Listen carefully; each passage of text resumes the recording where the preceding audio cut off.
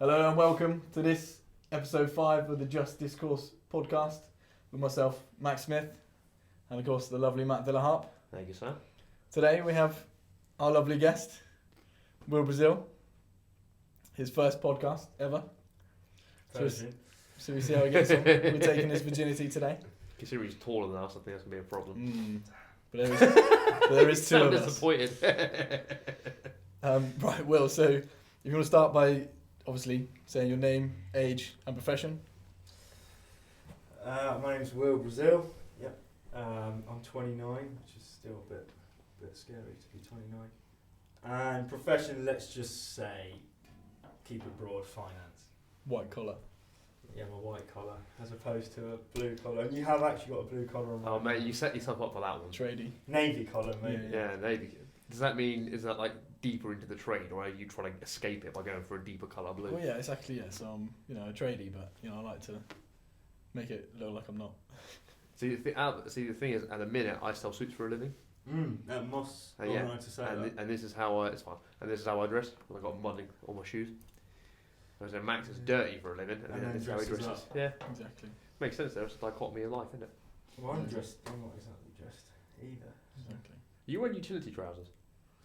Cargos. Okay, cool. I thank God But for I that. think utility is a similar word, right? It's like more straps and buckles and somewhere to keep your chainsaw, that kind of Oh, thing. no. Okay, cool. My dad wears them. I don't wear them.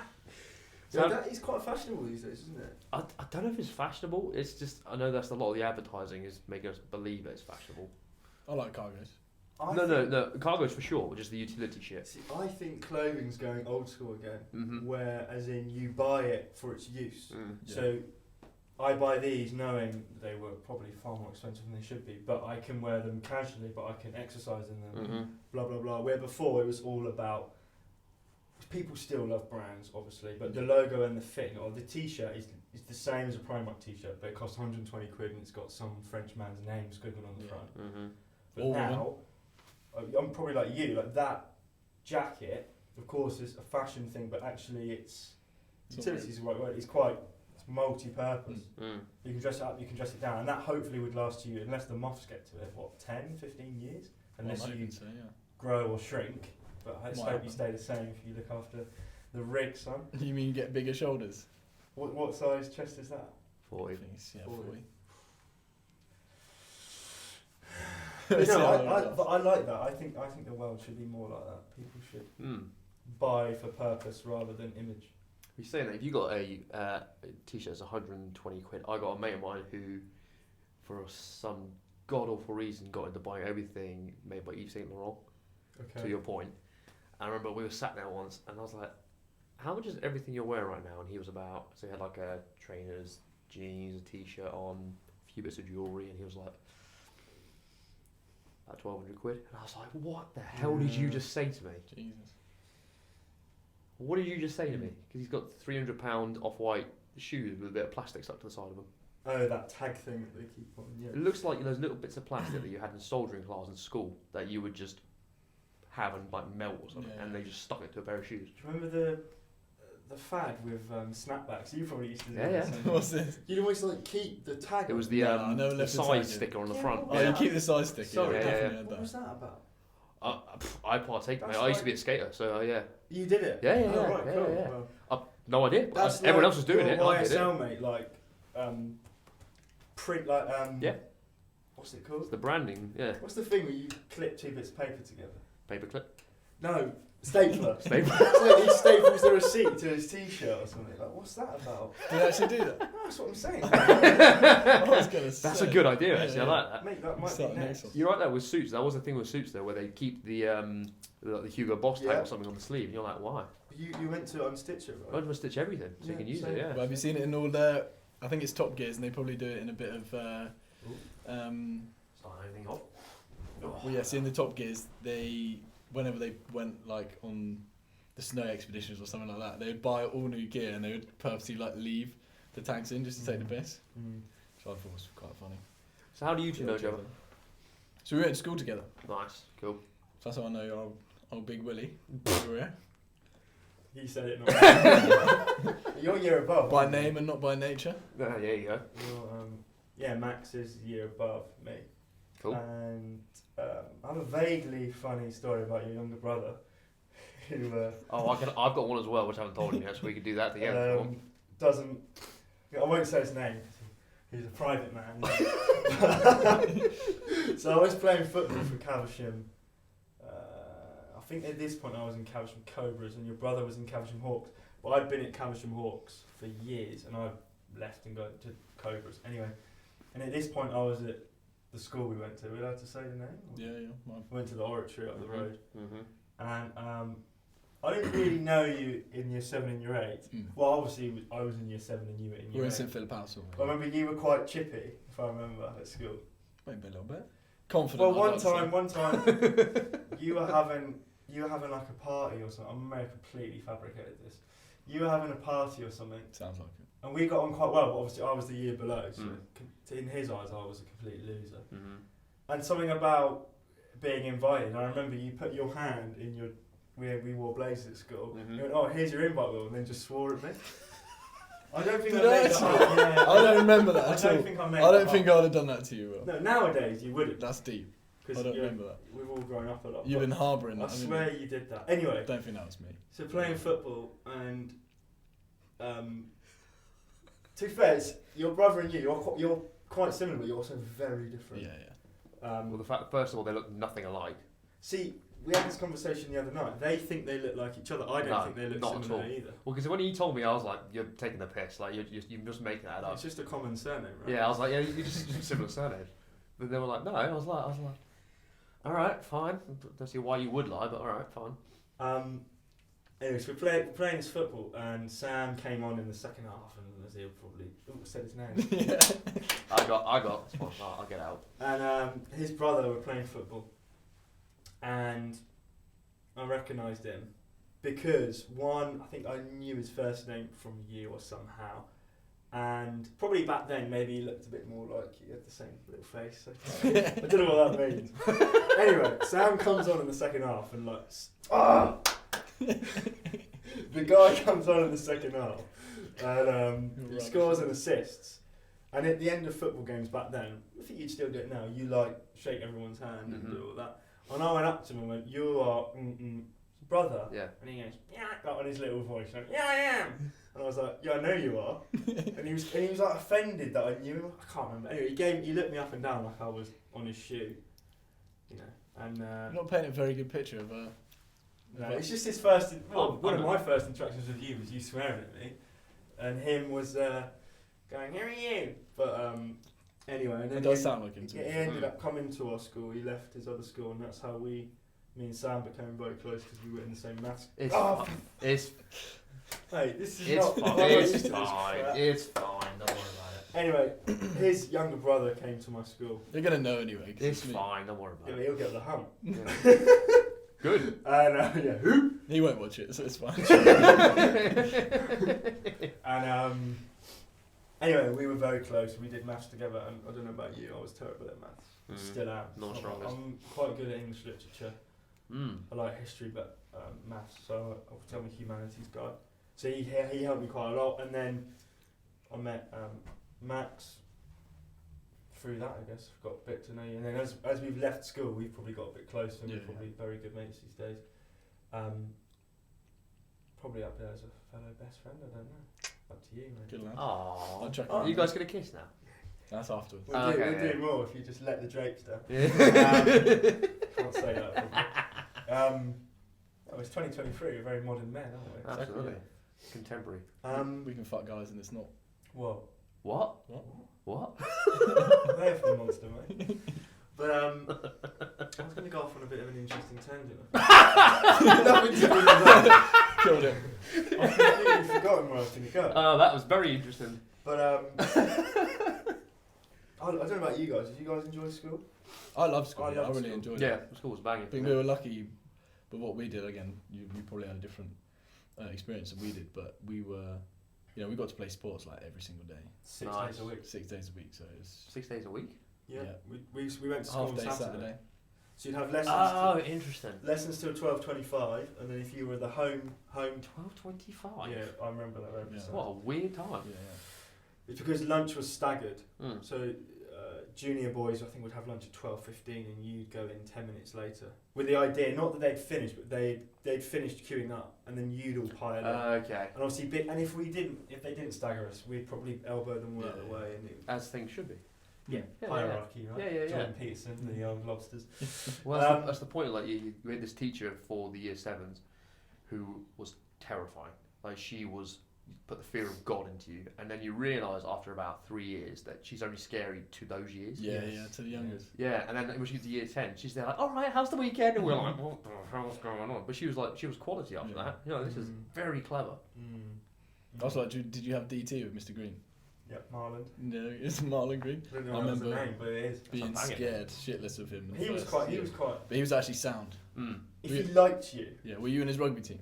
Yeah. So I was in his rugby team, and literally as soon as I was in his rugby team, he just loved me. It was great. Yeah. He's a bit of a geezer, really, wasn't he? Yeah, he's a good lad. Primary schools, I probably preferred. Did yours secondary? Well, secondary was a laugh a minute because it was all boys as well. So the idea, isn't it, with the parents is, there's no girls there, they won't get distracted. Right, okay, because obviously that's how it works. Yeah. All that happens is all the boys just piss about more. Yeah. It's like so much more boisterous. Who can be the naughtiest, who can piss the teacher off the most. Like we used to play, I don't know about you, we had a thing called prep, which is basically where you do homework in your school or in your lessons, whatever. So we didn't finish school till 7 every day, and we went to school on Saturday. So we do a normal school day, Yeah. but incorporated in that up until 7, we'd have like 2 hours of sports, and then was it an hour and a half for prep? Yeah, or 2 prep hours, was and about basically we just do your 5:30 to homework 7. at school type thing. Wow. But when you got to GCSE and A level, you still had to work when you got. I don't know about us. You're meant to work when you got home. To my parents, I worked all the time. Yeah, Realistically, Mum thought I was revising. I'm just playing Xbox. Yeah, you would after 3 years of just being there till 7. 5 years. Well, no, we go through GCSE. And Still saying that, right? Very ironically, it's not a high achieving academic school at all. Really? Yeah. A level I did quite well. GCSE I did particularly average. Where you'd think, wouldn't you, you're doing all those extra hours, but at the same time, because But if you compare that to get longer holidays, say potentially a state school, it was probably still quite when we high, have 8 weeks at summer, a month at Christmas, month Yeah. at Easter, and then just a week for the half terms. Yeah, which was great. Which You had was like Wow. a week either side of everyone else Yeah. going to school. Yeah. Wow. But we used to do things called Mexican cough.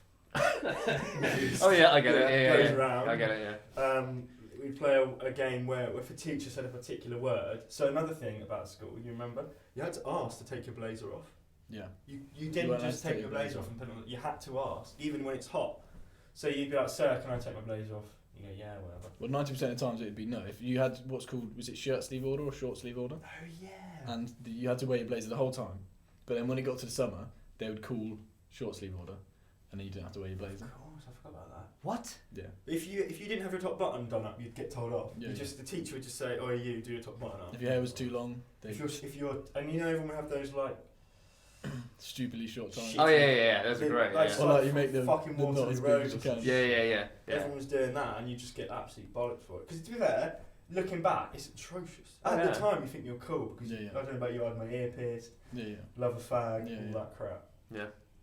But no, it was. Primary school was really, really good, and then secondary school was really good. I'm lucky I didn't have a bad school. Yeah, we're very fortunate. I don't think I got bullied really. Probably had the odd person who was a twat. I think But we've yeah, all had that. everyone's going to get that, isn't it? Yeah. As long as you, especially with lads as well, it's like Heads. you just fucking fight back, don't you? It's great fun. And then it gets sold pretty quick. Yeah, exactly. Yeah. And that's when again, I think that's probably the dynamic of not having the women there. Is you never be like, okay. It was female teachers. Yeah, no, but I mean like in terms of the You wouldn't have any students. tears. Yeah, all your peers, it was just black, Yeah, so it was like, Yeah. like you fight it out and that's it, done. There's no like, oh, are you okay, buddy? It's fine. Don't let them bully you. It's like, no, fucking, you sort them out, otherwise we're going to sort you I can clearly see you went to an all boys school. There's no girl that was my peer during secondary school that was ever like that. No? No. Maybe that's mine. The reason you have mixed anything is that it balances each other out. Yeah. Because you have. The yin and the yang. Yeah, but it's because my first proper girlfriend, she went to Kendrick. Okay. My granny went there. So that's an all-girls school. I'm going to say some very bad things. It's not going to put your granny in a good light. So she's in the ground. So that's fine. Then I'll crack on. R.I.P. So we've got. So she went to Kendrick, and she was saying that the behaviour there. So normally, when you've got a mixed school, you've got the boys are all the ones all acting out because they're boys, and the girls will there behaving themselves. And the idea being that boys will act out and girls will always behave themselves. Bollocks. So she was the girl there who was basically like, oh, there's no dudes here. I'm going to assume the dude role. So she was the one always in detention. She was the one always throwing shit. She was the one always acting up, always dressing, like deliberately flouncing the like dress code like you guys had as well. So I think if there's no, for guys, if there's no women, it just exacerbates the guy tendencies. Yeah. But if it's just women, some women step into the guy's role. It's the Joker role, right? Yeah, which is very interesting that you have that because together we kind of balance each other out. Yeah, I've never thought about that before. Yeah, it's fascinating.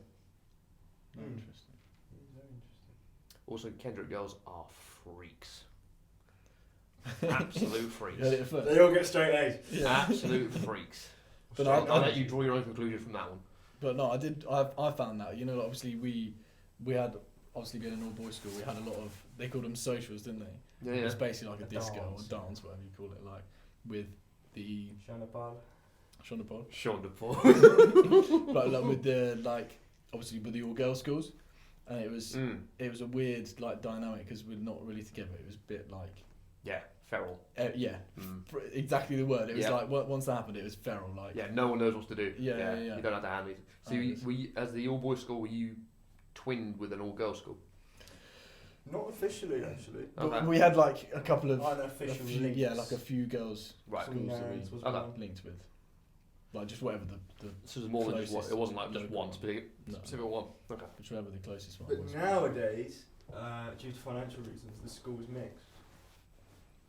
Interesting. So it now has girls. So its USP, if you remember, it was the only all-boys boarding Catholic school in the UK.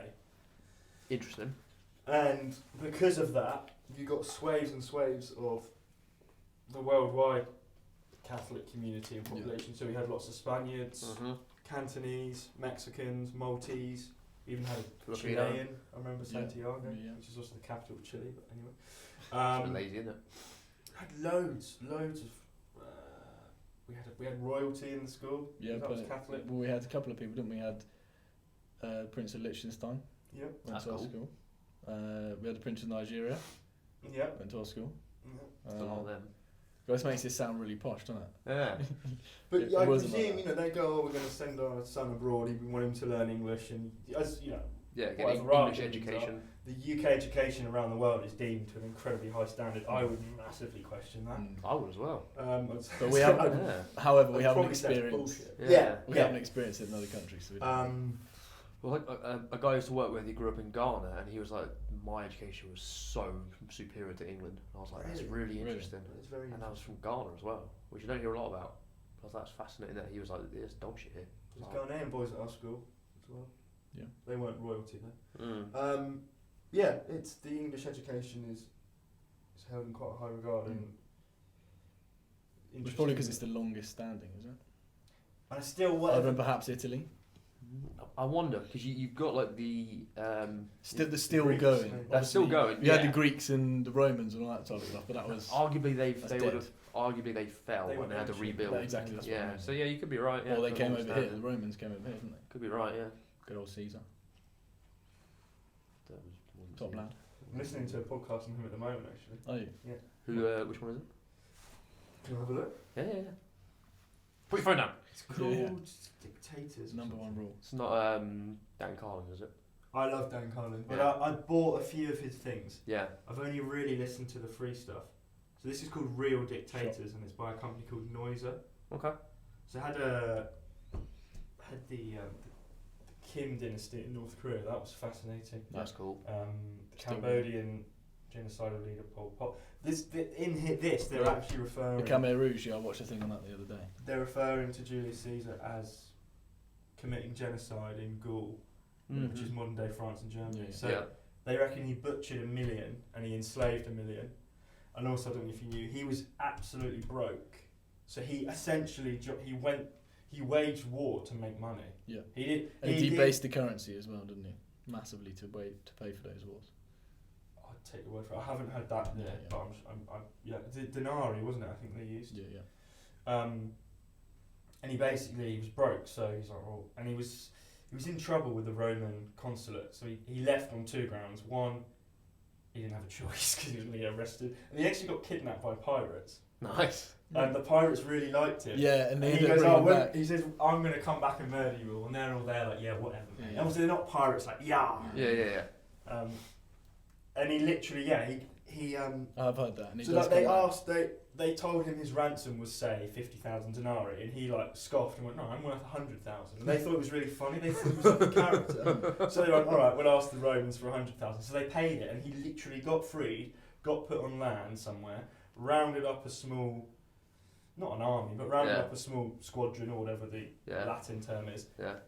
Commandeered a boat and went out and found them and murdered them. So he kept his word. Yeah, Wow. and took his money back But and everything they had. Wow. but yeah, he was a massive slave. He was basically a slave trader under the guise of one of the greatest military minds ever. But I think a lot of life was like that back we then. can't. wasn't Can we judge that? It's obviously wrong. But at the time, how do we all know if we were in a position we wouldn't have committed great atrocities? it? Well, in that we did briefly discuss it last time. Is that, you know, if it's slave or be slaved, do you know what I mean? You know, if because he doesn't come from wealth, does he, Caesar? So he had to- was sort of lower middle class, Yeah. but nothing special. So he had to, He had to do Effectively something make to the break choice. out and climb the ladder. and it's like, especially back in those days, if you haven't got many options, it's like, And what then really there's do you the do? rumours of him and Cleopatra. Yes, I heard about They were that. meant to have slept together and had a child. Oh, so I didn't know that. Yeah. Oh, interesting. I He knew was, they he was a were bit of a ladies' they were man. He together. had multiple wives throughout his life. geezer. But again, it's, isn't it? Power, with power, you can do a lot more than a man or woman who isn't powerful. Again, rightly or wrongly. Gives you the ability to do so, doesn't it? Yeah, because people who don't have power are obsessed by power. You know, you could almost go down the politics line, couldn't you? I don't know about you guys. I comment on politics and I'll mention it, but I'm very apolitical. I don't align myself. Well, we do say on the podcast No that politics. that we No, will no. talk about politics at length. Yep. However, we've got no idea. Oh yeah, about we're a it. bunch There of is that, we're a there bunch is of that, idiots. yeah. Yeah. Yeah. The only thing I know is that I don't know anything. That's very true. But yeah, the human, you know, the world evolves every day, doesn't it? And I don't know about you guys think. I think the way society's going is a negative route. But some things remain the same, and money and power will always trump everything. Yeah. You know, people will seek positions in companies. So say they're in a sales role, they might make more as a sales executive, but the title of head of sales gets them going more. They might earn X number of thousands of pounds less, but that power and being able to wield power over the team of salesmen or saleswomen, Well, I think sales them, it does also depend your character as well, because there are some people that are just not suited to it. Yeah. well, also there are some people I would probably class myself as that myself. Is I'm not really interested in the power, that title, and you know, lording over people. I would rather be the salesman earning more money than the has less responsibility. and has less Can lead the responsibility. opposite five. Exactly. Yeah. Than the one with the responsibility earning less money. But you're very autonomous. You've done the previous statement you just made. You've done that sentence, where now you're like, actually, I don't even making money for other people. Well, no. So either way, I'm making money for other people. So if you're in a sales role, you're not taking all of the commission anyway. So you're making money for the company. Mm-hmm. But as as a business owner, I'm making the money, but also paying wages. He works for the government, mate. I Yeah. work for the government. Yeah. People Yeah. don't realise it. Yeah. I work for the government. I collect tax. I'm a tax collector, effectively. The amount of money I pay in VAT and all that type of stuff. Okay, so you're saying that you're making money for someone else, right? Is that your? See, I'm going to disagree with that. Is that your objective? Do you wake up every morning going, "Oh God, I'm really excited to pay these guys some money"? Right. When you mentioned the fact that I make money for other people, never crossed my mind ever, until you literally just said it now. I've always been of the understanding that I'm here to make money for myself. If I can help other people make money at the same time, then great. Yeah. We discussed previously it actually gives me quite a lot of fulfillment to be able to provide jobs for people, so they can provide and look after their families as well, which is, slightly different from when you're in the sales role, working up, because you're not responsible for anybody else other than yourself. Mm-hmm. So as you said, there's that bit of autonomy where you don't have to really worry about anybody else. You just worry about yourself and making the money.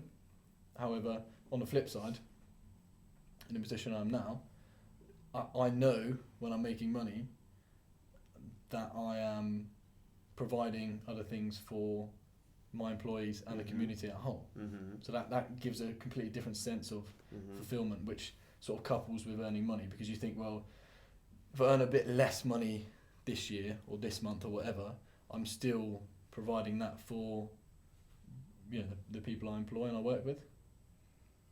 Do you know what I mean? It's a much broader spectrum of working with people. The reason I'm asking is I'm challenging the statement you made, saying you'd rather be in the sales position role with less responsibility than the one with responsibility.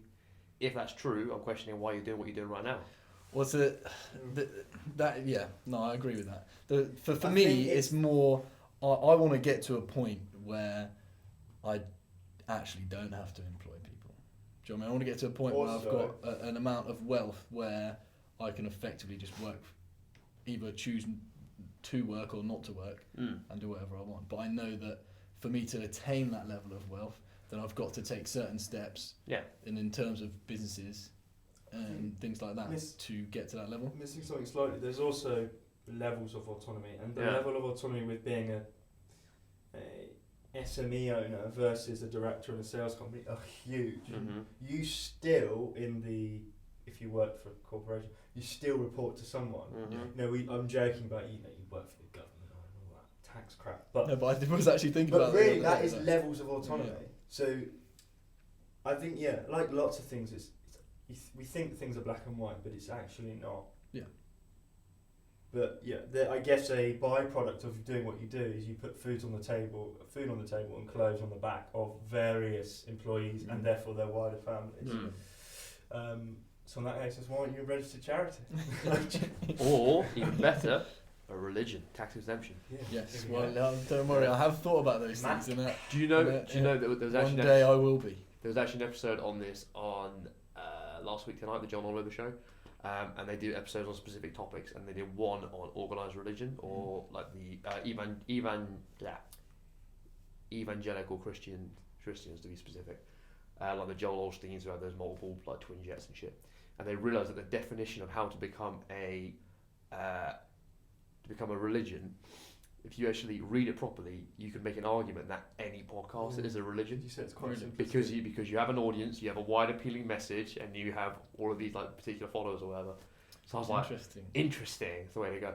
But going back to the previous point, I obviously just want to challenge your statement there, because you, from my perspective, looking at you, you're willing to take, and from my conversation we were having earlier, you're willing to take more responsibility now, sacrifice more for monetary or whatever, to then put it into the business and to your employees to then build for the future. So delayed gratification, as opposed to being in a sales role that you've been in previously, where you'd be like, great, I could earn more money and have more autonomy, not really, because you're subject to the whim of someone else, but less responsibility, but no upward mobility, and you would just stay there.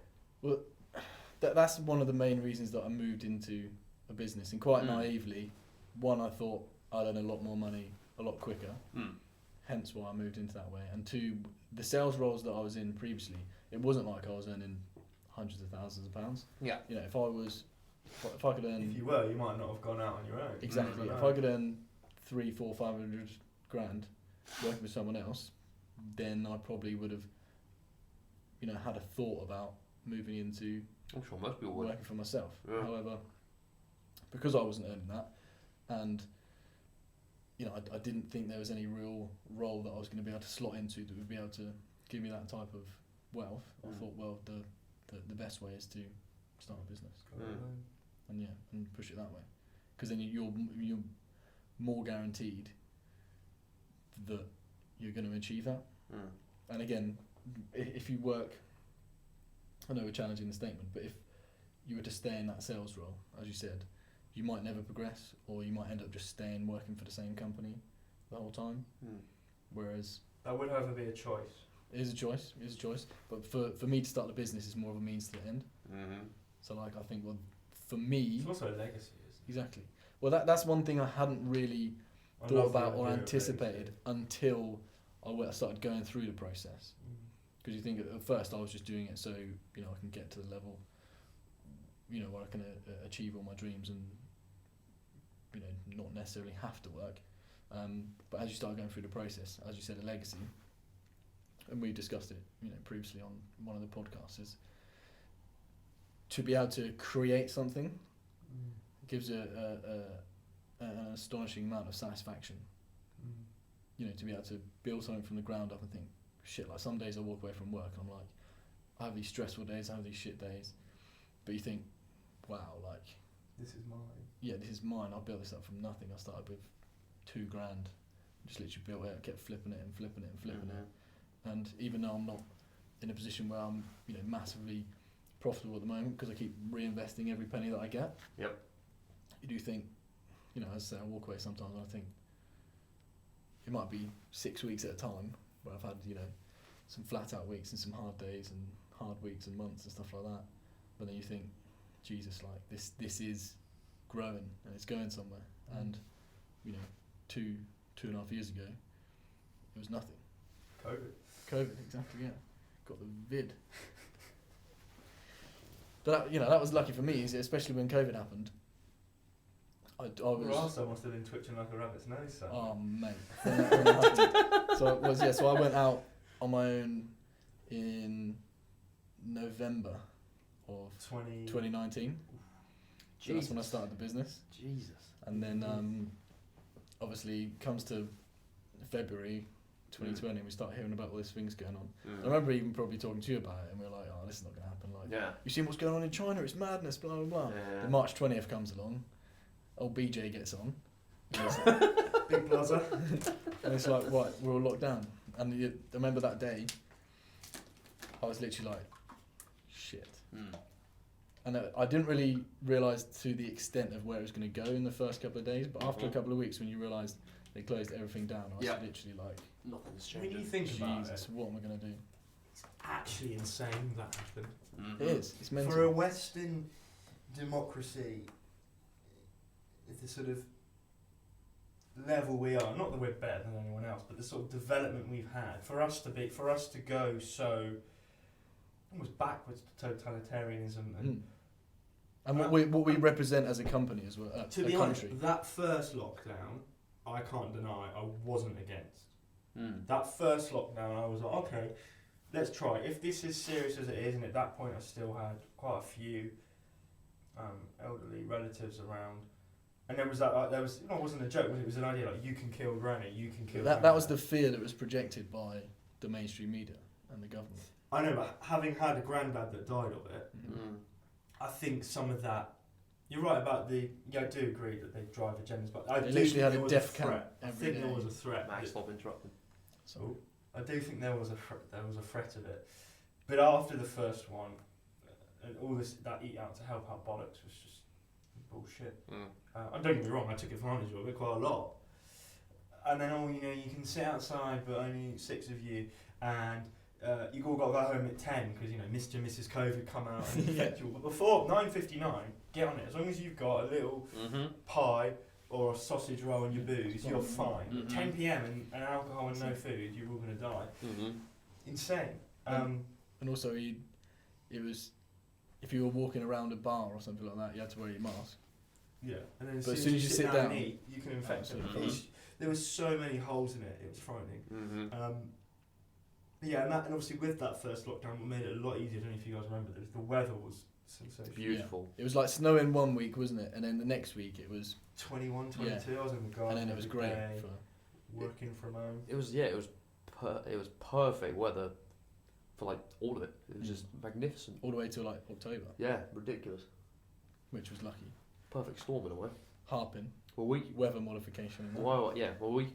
I went back because I was still employed. I was in retail, so full advantage of furlough. I was like, this is brilliant. and then go You back. got furloughed, did you? Yeah, then go back to work, and we're working 6 hours a day. I was going to the gym in the morning every single day, having like 10 hours sleep every night. I was like, this is magnificent. Well, especially that for people that are employed is they got paid to stay at home. That's the first time that's got to be in human history. Yep. That the government has. We're paying for it now, though. Yeah, exactly. Yeah. Well, yeah, the sheer number of people that got furlough and then just never went back to work. And the incredible amount of money printing that happened in order to finance it all. There was a lot of fraud as well, wasn't there, with those bounce back loans? I'm sure. Was there people getting them and not So paying them 50 GZs, I think. And people, I saw one thing, I was on back? Yeah, the you old, barely had to do anything to get it. It was like, yeah, I'm a business, I need 50 G's, bam. it was on the old BBC News, and if you're allowed to say that. You can say the BBC. The British broadcast. You mean it's what's I think you trailed off with that one. what's Elon Musk done now, isn't he? It's a government backed, or is it government funded And the guy said no, it should be news source? public funded. Where was I going? BBC The said BBC. something. Fraud. That was it. It was some investigation into organised crime and bounce back loans. Yeah, and these guys were just like every 2 hours on Company's House creating a new company called like Extreme Ownership Limited. Yeah. 50,000. Was it like that? No, so because I thought you had to, because I tried to get that's a what bounce the back BBC loan said, but who knows? myself, And they've rejected you. and I didn't get one because I hadn't been Trading trading long for enough. long enough. Yeah, so my mum did the same because she's a nutritionist, so she's entirely self-employed, and she was like, thank Christ I put most of my money through HMRC. Oh, 'cause that was another thing. All the Yeah. tradies that were Yeah. Yeah, but there was suddenly like... doing it in cash. They were suddenly like, shit. Yeah. Yeah, I'm getting yeah. £6 a week. Yeah. But also exactly, that's my point. But also the business You owners, have proof that might not Yeah. be the case. Yeah. but also business owners that paid themselves in dividends, they weren't getting paid their dividends. They were screwed as well. They were only getting paid 80% of their salary, which He's bugger all usually. if would you be run it. say 12 grand. Because So you'd be they were stupid getting not to. 10 grand. Yeah, got it. Yeah. So And it that- was Talking of governments, they're attacking the dividend allowances, aren't they, per year? they reduced it from 2,000 to 1,000, haven't they? I think CGT is coming down a lot. CGT. Capital gains tax is coming down or going up. Well, it's going from 12 and a half grand allowed a year to 6 to 3 to nothing. That's mental. And I think the rates are 20 and 28% still. But 28% this is you're one a higher thing. rate. So that's the allowance versus the tax itself. Yes. Got it. So effectively, you buy an Stock. asset for 10 grand. Yep. It goes up to 20 grand. Yep. Previously, that 10 grand would be tax free if you sold it. Now, effectively bring it down to zero. Any money you make on that asset is going to be taxed, which will have two effects. Massively increase inflation because people are going to need to make their money somehow. So prices are going to have to go up. Yep. And the second one is it's going to discourage people from wanting to buy assets.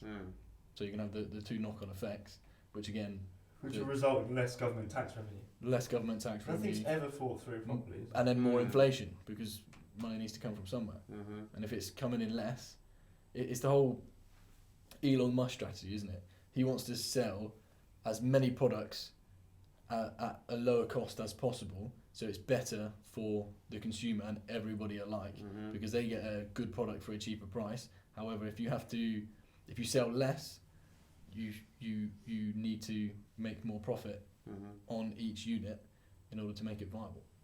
So it's like his strategy with the boring company when he sold the hats and the flamethrowers. Yeah. The flamethrowers were like 250 quid, and you're like, what? I like that. And he sold like 20,000. Yeah, like instantly. Yeah. And when people get good value, they jump out to buy it, don't they? Yeah. And it helps. Well, yes. Again, we don't know about politics, so we don't know what's going on in the real world. No, of course not. We're all But idiots, it's just seems to be mental that we spoke about it with the properties previously. You're an entrepreneur yourself. You Wouldn't go that far. well, technically you are. I guess technically You the risk bar is capital. very low, You risk capital in order to make a profit. Yeah. That's the You're a technical- gambling addict. Yeah, exactly. Okay, Yeah, fair play. technically. But An addict. Aren't we all? But so there was two things, wasn't there? There was the abolishment of the tenancy fees.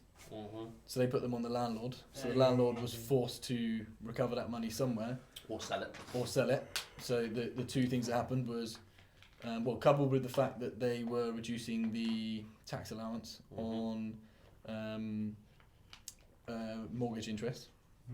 It's gone now. Yeah, so you had the two effects where people either sold their houses, which means there was less supply of properties on the market for tenants to buy, which means therefore there was higher demand for rental properties. Demand is squeezed. Demand is squeezed. The supply is either the same or still Shrinking. increasing. Sorry.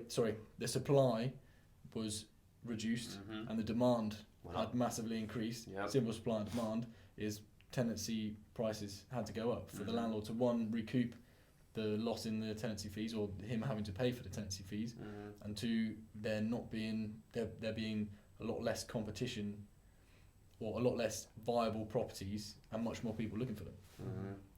And well, as we say, that's pretty standard stuff. A bit like, let's say, Rolexes. They Not for profit. not for profit. That is a charity, yes, but they intentionally Did you know that? What, for the Rolex? a Rolex is a are not charity. for profit. Wow. Yeah. Who would have thought that? That's why you see on F1 and all these sports things, they've got advertising everywhere because obviously they can spend that. Wow. How do they manage I that? have no idea. They probably give a certain amount to some type of charity or I don't know how something. it works. Fascinating. Never would have guessed that, would you? No, No. exactly, yeah. But then my point about Rolex is they intentionally restrict the supply and have a high quality product, so Mm. it creates that demand because people can't get hold of them. So because of that reason, people are willing to pay more Mhm. when they can get hold of them. Did you know it's the same with diamonds? Yep. So De Beers. There's a very De Beers. Diamonds are 2 a penny. Apparently. Yeah. Yeah. There's a very But the idea. So I always joke with my girlfriend that I'll get her. It's called cubic zirconia. Yeah, fake diamond. Yeah. Mhm. She ain't gonna know. What's she Nope. gonna do? Take it to a jeweler? Oh, you don't trust me? Let's get divorced. Yeah. Yeah, I've got the Let's get prenup divorced sorted. before we get married. Yeah. But You already signed that piece of paper. that's the thing is, if you open your mind, if you go through life and you just believe everything you hear and you're like one of the Burks or the plebs, Mm. you ain't got hope in hell.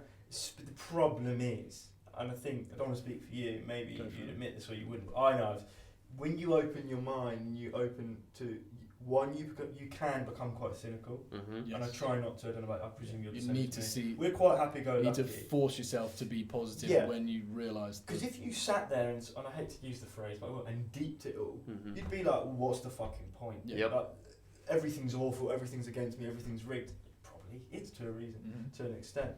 But it is interesting that once you just, it's like a switch, or it's Mhm. it's more like a thing that you wind up, and once you wind it and you go, oh shit, like everything, like, oh, petrol's so expensive, yeah it is, but did you know 70% of it is fuel duty? Yeah.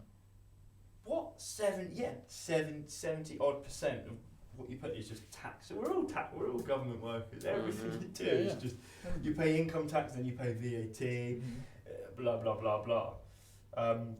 Yeah, but when you open your mind, sometimes I wish I was still just Mhm. went along with it and sat there in front of the TV every night and just watched endless shit and Mhm. watched the news. Oh, that's okay. You're still asleep. Went to bed. Oh, I've got a job. Lucky me, and not be like, actually, no. I want more from life. I want Mm. to challenge. But yeah. But then at the same time, it's more interesting to question things. It is. This is where I think the Matrix.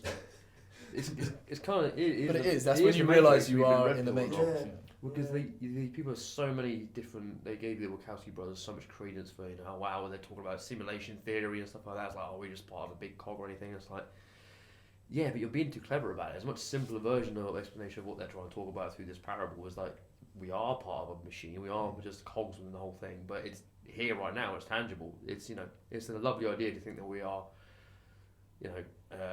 part of the anthropic principle and just another dimension of reality lying millimeters apart from each other, but it's irrelevant because we can't reach it. So, but we are a part of the machine that we exist in right now. Do you reckon there are aliens out there? But if we exist, they exist. Yeah. If If they've seen If- us, Can I it's just not a say why I question. say go on, that? go on. Because when I was at school, I was very friendly with a guy. Unfortunately, we fell out a long time ago. And when you get close to someone, you spend time with their family. And I went on family holidays with them. And his dad was a bit of a geezer. There he is. All right, go on. His dad was, and I presume to this day still is, absolutely adamant. And it wasn't a joke. And it wasn't oh, here he goes again. He's had a can of Stella and he's mouthing off. completely adamant, I don't know how or why he thinks this, and who am I to say he's wrong, that we are an experiment, that Earth is an experiment, and in extraterrestrial world there are factions and groups of aliens, and they're the norm, and we're the anomaly, and they like watch us, and they are essentially our god. Interesting. The Anunnaki, similar to I'm going back on an idea that I would have been about 13, 14, 15, so 15 years ago roughly, so forgive my inaccuracy on what he was saying, but that's what he was getting at, in that we're just an experiment, it's a joke, like everything. You've seen the Truman Show? No. Yes, yeah, Truman Show with Jim Carrey. It's mad. So it's a company like ITV, like a corporation, that effectively adopt a child, like a baby, when he's born, and then his whole life is he lives on a TV set. But obviously it's quite a vast TV set, and everything. It's like a community, isn't it? Yeah, and everybody other than him is actors in it, and he's videoed, unbeknownst to him, his whole life, and it's all televised. And in the movie, the show is called The Truman Show. Obviously, something Truman, whatever his name is. It's not Harry. Harry Truman. Harry's the president. That's it, someone else. But yeah, effectively, it's not till he gets to about like 30, 35 or something like that he kind of isn't. That's it. His whole life he had the ability to escape if he wanted to, but he never tried. And then he gets a boat, and he goes beyond the and he tries to basically sail as far away, because he basically works it out that people are actors. He like walked in on people like rehearsing and stuff like that, and then they're all like, oh, and then he go back to normal, and he kind of basically worked it out. So he tries to leave, and then ends up sailing out, and then hitting like the end of the set. Whoa. And that's what he realizes. And so the point of it is he was always allowed to leave whenever he wanted, and obviously at the end of the show he really finds out, and then they let him leave. But it's more of like a crazy. Well, yeah, it was like a crazy experiment to humans. What if that is reality? The powers that be are just toying with us, presenting us with this idea. How insane would that be? We're all like, oh yeah, it's insane. Well, they have it's real. I was reading recently about the Arctic Circle. Okay, yeah. I struggle to believe this, only because I do believe the Earth is a globe, from what I understand. I could be completely wrong. You sure about that? I've no idea. I've never been anywhere that could prove or disprove it. Do you know what I mean? I've never been into space. Do you believe the Earth's flat? Yeah. No. Okay. That's what you were going with. But the theory is that my joke, man. The theory is that it's the Arctic Circle all the way, like the Earth is flat, and the Arctic Circle all the way around, and no one's ever been beyond it. Yeah. But isn't there something weird? Isn't it like, who's it owned by? Russia and America or something? Or there's some sort of weird. And apparently there's a treaty of like 30 countries. The magnetic pull there is completely different to anywhere else in the world, or something like that. Makes sense because of where it is. And the is Nazis that where the lost city of Atlantis is? No. Is that not? No, they believe Atlantis. They think's in Africa. Did they? I thought they believed it was between. Is that real? Is that? There's a show, I can't remember what it's called. What's the history of Atlantis? There's a guy who went on Rogan who said they think they found the rings of it in Mesopotamia. It's going for a piss. He said they think they found the rings for it in Mesopotamia. Okay. But there's this massive. I need to find what it's called because it's utterly fascinating. But they found these massive, like rings just in the African like desert, and they're all like perfectly concentric, and you'll just seem like, oh, this is where like irrigation would have been and waters and shit, and they're like enormous, but they're just like obviously just nothing now. They're just ruins. Did you know how they now think they did the pyramids? It's Sonic. Okay, that's different. So there's that as well, isn't there? There's an idea that ancient Egypt was even more advanced than we are. Graham Hancock. So why aren't we doing stuff with sonic sound too? Because we can't. Is the theory that we can't back engineer it? Okay. So what I heard which was from one of my podcasts, wasn't dictators, it was something else. I think it was short history of, and I think it was something to do with ancient history. Was that, I think it's the Nile, because they're Cairo, aren't they? Yeah, they're Giza. They're Giza. Sorry. Giza's the pyramid. Cairo is the capital. And does the Nile run? Yeah. Yeah. So the idea was they dug out and made. Boats. Yes, they had boats, but they dug out so that the water would come out of the Nile and come in, and that's how they built the pyramids. They built them from. So they used the water and they used barges to get. Yes. But again, I think. Is it the Sonic or? I think with were you that. talking about the Building ultrasonic pyramids. The pyramid. There was. I was listening to the same one about the Atlantis. It's him and some other guy. I think they were talking about this barge theory.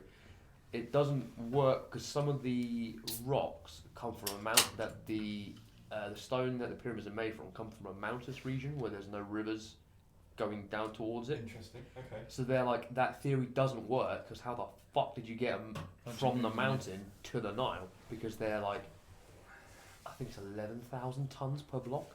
Mate, even if it's and that they're, Sonic and thing, they're like, let's say the barge makes sense. How did they get from the mountain to the barge? did they slide them down? But but they're like perfect. They're perfect. Like you can't get a human hair between them. There's also another. Sorry. That's right. There's another idea, isn't it? That ancient Egyptians were huge, The people were. like 7-8 foot. Interesting. Or the other one Anunnaki is again. all those. Of course, they are tombs, or I don't know. I've been to the Tutankhamun exhibition when it came to the 02 and early 2000s. Well, it was still the Millennium thing. Anyway, I forgot what I was going to say. I keep doing Interjected and forget. He interjects himself. Well, my point was going to say about with the pyramid. We'll come back to me. Don't worry about it. The when you see it in photos, which is the majority of us have only ever seen it in photos, unless you've physically been there, is that it looks like all these blocks, and you think, it must be quite easy to move those, and then you look, someone stood next to one, and the blocks are like the size of this room. Yeah. Each block. Yeah, and you think, well, so long as well. how are they going to move that? Yeah. Like, especially back in the day when they were just using planks of wood and slaves. But again, we don't know. No, but that's how we're told they're built, I isn't it? know. Like, and a couple of ropes. Do you know what I mean? Like, But that's that crowbar. that's from all like bullshit films like 10,000 BC, which is just CGI mammoths pulling them, and you're like, how do we have no proof that this is how they did it. So the other thing was that they're all to do with. So aliens came. I know it sounds silly, but I'm not. and built it from the top down. Go on. Well, they're all some sort of like temple to alien overlords. Yeah, The yeah. aliens came down and did it. I mean, I the truth is, I thought the barge theory sounded quite believable. What you've just told me, throw salt on that. The Sonic thing, I can understand, but like you said, we can't reverse engineer, and I'm like, yeah, but we've got Elon Musk. Like we've got some of the most geniuses ever. Well, so I have seen them levitate small things with sound, like water and small metal What are balls they and using to stuff like create that. that sound? It's just speakers, but they obviously So what did these geezers use? and then so I'll move on to that point. But the ones I've seen, they use put a camera specific speakers. resonance through the speakers. About to beatboxing. Yeah, to achieve that. But so the theory I've read about the sound is, which this is when I start thinking it's a bit ridiculous, but it's obviously to do with the vibration. They have like big horns basically, and then like literally like thousands of people like humming or singing. Or whatever. That was the theory. I can just see someone doing like a piss thing. There's like a life of Brian kind of thing. Yeah, and that's exactly what came to my mind. Everyone stood around you. We will rock you. Yeah. Just moving this block. So you say it sounds ridiculous, but if in 100 years' time you said, and I said at the time I thought that COVID lockdown was the road. There's basically a cold, like flu, like respiratory thing. Okay, yeah, and very overweight people and very weak and elderly people are vulnerable. Okay, like everything. Yeah. And people weren't allowed to go about their daily lives. You're like, that's bullshit, mate. But it happened. It worked. Yep. So that's what I mean. I'm open to. They sound ridiculous. Of course, aliens don't exist. Well, you can't prove it. It's like You can't God. prove it. Well, how far did we get with the Cannot alien disprove. theory? So my thoughts with the alien theory is. Sorry, which alien theory? Oh no, Well, you no, asked aliens about in alien in general. So Yeah, it was your question. Do you think they exist? if it is true that we are this ball flying through the galaxies and there's thousands of galaxies, I think it would be ignorant for us to believe that we're the only species in this whole vast plane that we're infinity, right? Yeah, infinity. Yeah, that we're told exists. Well, if you listen to, sorry, am I interrupting?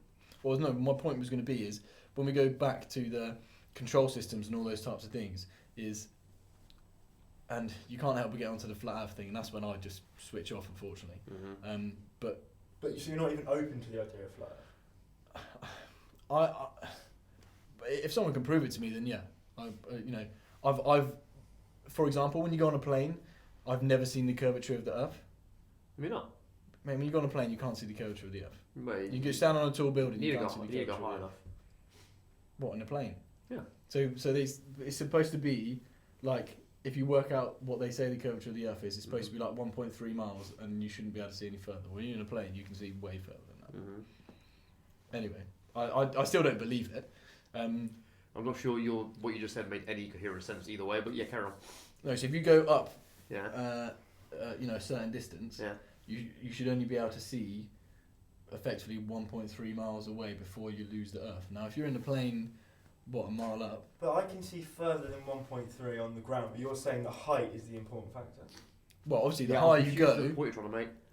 the higher you 1.3 miles when you're high is like that, right? go. But It's the higher you go, Yeah. you should be able to, over a certain point, you should be able to physically see the curvature I of the don't Earth. think your previous statement is true. How do you mean?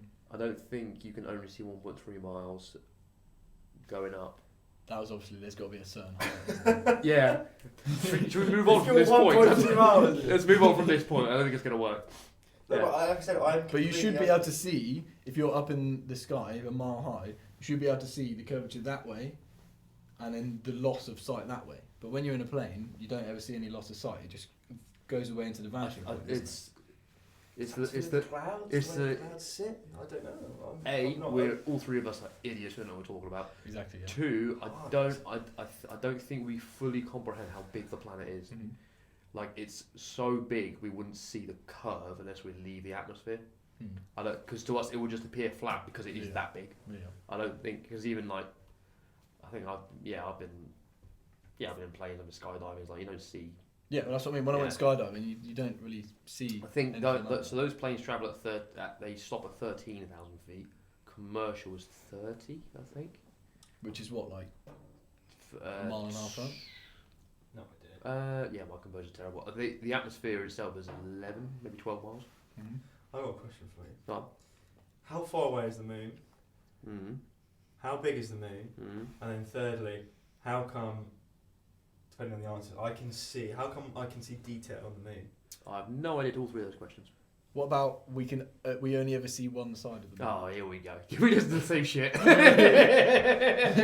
I was just about to bring that one every up. night you So see, what's you see the idea same there? side of the moon. You should Oh, throughout yeah. the year see different No, sides. what Well, if happens it's that- spinning and we're spinning, you should No. periodically see different sides. God. So what happened? The moon. Now, the moon- as we say, disclaimer, I am. okay, who? I believe in the globe. You're not an astrophysicist. Hang on. Yeah, Which but I'm side not did you fall down on this? Were you listening to Schultz or were you listening to Rogan when they were going on this side? Don't know, man. Look it up. I haven't watched that. I haven't watched it. JD, pull that shit up. Yeah, it was the idea being that the moon rotates with us, so that's why we only ever see one side. Oh, so it constantly. Yeah, it rotates with us as we rotate. In regards to why it's so detailed, it's a good question. I don't know. Is that due to the size? Has to be, right? Yeah, well, it would have to be. Have to be that it's fucking massive. It would have to be because it's fascinating that the fact that it exists controls the tide. Mm. Its magnetic force controls what happens to the water on this planet. Yeah. So interesting. Do you like Joe Rogan? Love it, yeah. They're really good. Have you seen the ones where I don't think he's allowed him anymore because he got sort of blacklisted? The Alex Jones ones. Yeah, I love Alex Jones ones. They're most entertaining. They are most partly because like a few years later they're like, "Fuck, he was right." Like, oh shit. It's absolutely nuts. There is 900 900 paedophiles, there we go. screaming and then Yeah. It's just the fucking frogs, gang. yeah. I like Well, And you're like, oh shit, That's- he was right. He's Atrazine, sitting isn't there. it? Yeah, it was, Atrazine's apparently a he's chemical. sitting in there. it. He's Roundup as well. Like people, I don't know if you ever say this about me. People say I have ADHD, right? Yeah. Do you think I do? ADH, brilliant. Yeah. I think I've got. That's how he described you to I me. think I've got split personality disorder. Seriously. I can be very eccentric. I can be the life of the party. I can be making everyone laugh. And there can be, and maybe you're like, everyone's like that, but I'll accept that. And there could be times where I've got plans and I will just message and bullshit and I just want to lay in bed and I just want to watch YouTube or I just want to watch cartoons. Maybe you're all like that. Well, But sorry I'm- to I interject. think Just naturally quickly. I'm what's the opposite of when you're Introvert. Yes, I think I'm naturally an introvert. Well, my point on that is, have these mental disorders all been pushed on us? Because It's just tap water, mate. yeah, so the fluoride. No, but my point is that, you know, if sometimes we feel You're letting you get that plastic you in you. aspect bastard. Yeah. Is it aspect? Yeah, this one's Elmhurst. I thought I used to sit in Yeah, aspect. boy. Elmhurst. Get those fat eights in you, mate. Shrink that But, thing. so my point being is, you know, they're all these mental disorders these days are all pushed on us. Everyone's got a label, right? Well, yeah. So, but if sometimes you feel up and sometimes you feel down and blah blah blah, is that not just being human? Like, Yes.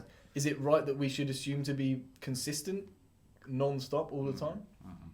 Because then surely you're just a machine. It's like when you're in a bad mood, right? If you're in a bad mood, I might be able to temporarily cheer you up, but when I probably leave the situation with you, you probably get home and you're still a bit pissed off. You might feel a bit better. But what I was going to say with the Alex James is my favourite thing ever, is he's done like 2 hours of like talking about the frogs and talking about these demons, these demonic evil paedophiles. Yeah. And then he goes, Joe, I'm going to be real with you. I'm kind of retarded. Joe Rogan just loves to say that. And the way he said, you know, he's got like his like 30 grand roll. Oh, that's so and he's funny. got his like $10 t-shirt, like, because you know he's worth tens of millions. Yeah. He's got a huge supplement business. Yeah. And he's there, and he's like, Joe, I'm gonna be honest, and he's just, and Rogan just dies. I'm kind of retarded. Yeah, I'm Yeah. kind of retarded. He's, you know the Sandy Hook thing. That's what he's wrong on, obviously. Obviously. Well, the But- thing is, but- he knows. The thing is, he knows because he was surrounded by all of this negative shit, all of these conspiracy theories, some which were correct, some which were wrong. He went had too an deep alcohol problem, and he started believing everything. So he was like fucked up when he said that. So he was not in a sound state of mind. Do you know he's been sued for It's a billion? billion. Yeah, he can't afford that. So what billion. did he actually do? I understand that he started going You crazy know what, saying you know that- what Sandy Hook is, right? yeah, and he was So- saying like it was a government conspiracy. for anyone or who something. let him say.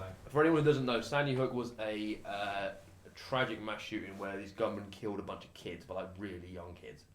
And Alex took one look at it and said it was all staged, it was all fake, paid actors and all that sort of shit, which is obviously False flag, isn't the it? false Yeah, flag false attacks flag. as an excuse to take the guns away from the Americans. So They it's love obviously the guns. horrific for the parents who have gone through that. So then I think they all filed a lawsuit against them because it was so like horrible to say. And yeah, I think he's still fighting that, and he's basically come back afterwards and been like, "Yeah, I was really drunk. I shouldn't have said that," kind of thing. Yeah, he has admitted liability, which I guess presume Good man. means he's liable to pay, but he doesn't have $1 billion. He might No. have $32 million US, which is Yeah. a hell of a lot of money, He hasn't got $1 billion though. but he hasn't got $1 billion. No. but can they in America, even if you haven't got it, You can like, sue for I mean, shit out there. they- like well, force you, and then the you thing have to is- just pay everything you ever earned for the rest of your life? Or it would Yeah, be maybe. prison time, something. Prison time equivalent to the value of Yeah. whatever you're missing. But I mean, it's still going on, so he's fighting it. Mm. So My dad told me of a story, and I don't know if this is like an old wives' tale or bullshit or completely true. Anyway, something about it was in America, and his family, middle class family, suburbia in America. As we all know, in America, like 200 grand gets you like a stunning house Mhm. if Yeah. you're not in a big metropolitan city. yeah, And they lived in one of these suburbs. And they go away on holiday, and they got this really nice house. And clearly, Mr. Burglar thinks it's a good one to burgle, so he breaks in. And the way he breaks in is he breaks into the basement. So he's one of those little like hatches. Yeah, Yeah. hatches. And he slides in, and for whatever reason, he ultimately can't get out. Mm. So he's trapped in this basement, and all they had apparently in the basement in way of food was dog food. nice. So for this 11 days, these family was still away. He only ate dog food, so he became quite sick. Mm-hmm. So he sued the family he tried to burgle That's ridiculous, isn't it? for poisoning. That can't be real. How was the outcome? That's Question. I don't know. But maybe it's a joke. But the idea, isn't it, in like America, like you go into Yeah. McDonald's and there's a hair in your fries, and you sue them for $6 million. Yeah. And every now and again you get away. In the UK, suing is quite rare. Yeah. If Yeah. you said you're going to sue someone, it's like, fucking hell, what's this person on? In America, you Yeah. get sued for, Mm. Dentist drilling your teeth hurts you. yeah. Yeah. yeah. Whereas here we're like, yeah, we'll take the pain. We'll come up. Yeah. If we're not bleeding, we'll No leave the pain, no dentist. We gain. didn't do it right. It's a strange old world out there. That's the great experiment, mate. I'm gonna keep saying it. Exactly, yeah. So what? So the aliens are running this experiment, are they? Or is Depend- that just Will's point? So if Wasn't you mine. if It was a you young man's point. if you started, you said it. If you look at Fat Man and Little Boy, which were the names of the nukes for Hiroshima and Nagasaki back in the 40s. UFO sightings started directly after that. Really? Mm-hmm. See, I'm considering the globe theory. Are we calling it the globe theory? I thought we'd No, moved no, on. You've been drinking. No, I'm an advocate that there must be aliens out there. Yes. To the point where the research I've done, I'm thinking like I'm hoping you can find some. He's going for it. Mm-hmm. But I'm hoping you can find some. Research. But like, I'm hoping to see like some legitimate evidence, and there never really ever seems to be like clear sightings, or like always tends to be these like real blurred, images of things. Nothing like concrete. I mean, Area 51 exists, right? Yeah. It's a real place. Real place. Do you remember when? And it's very secretive. Was it a couple of years ago when they did a storm on Area 51? Oh yeah, it was Do you remember amazing. that? Because of Bob Lazar, yeah. Yeah, Bob That was Lazar. up. Yeah, So everyone turned up and they were like, if you turn up, we're going to fucking shoot Yeah, you. we're just gonna shoot you, so. What do you think of the Bob Lazar stuff? Interesting.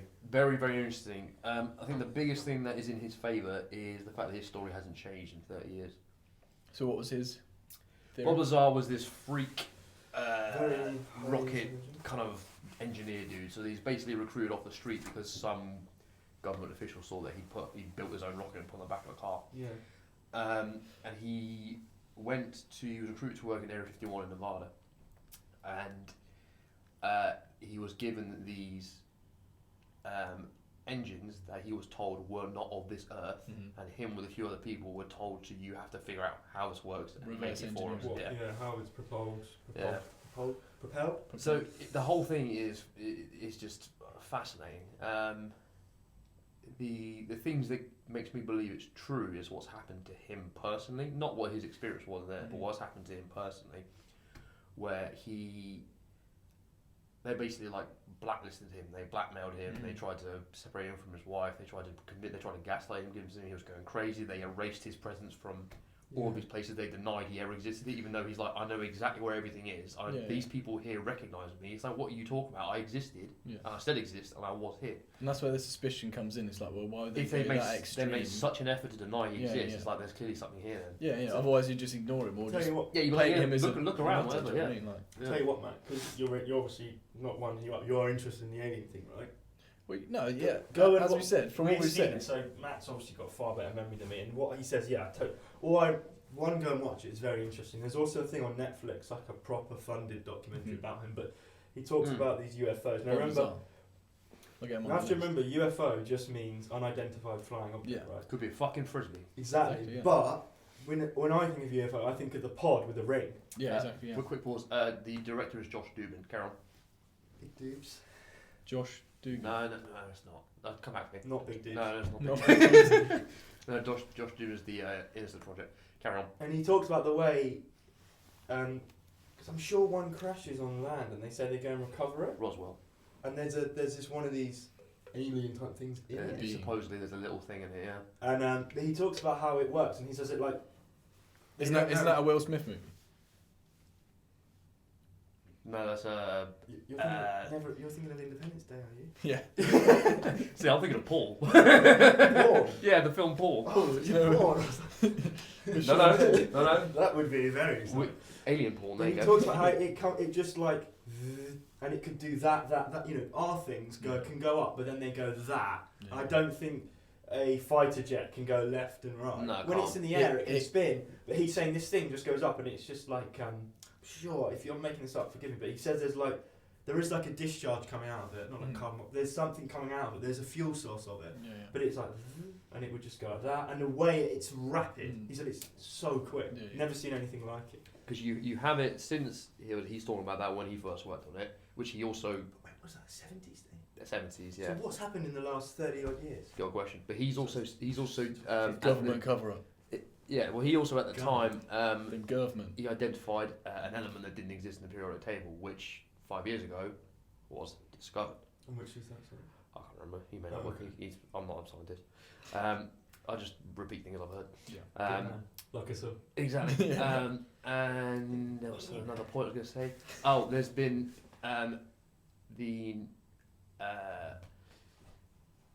aviation wing of the Navy, you've got Commander David Fravor, who has witnessed one of these things. Mm-hmm. Not just him, but loads of like Air Force people have seen it as well when they're out at sea. And this thing will like be hovering there. It doesn't appear on radar or anything, and then it will drop from there to like a foot. So it's like 30,000 feet up. It will then drop to like a foot above the ocean, and everyone's like, "What the fuck just happened there?" How's it done that so quickly? Yeah.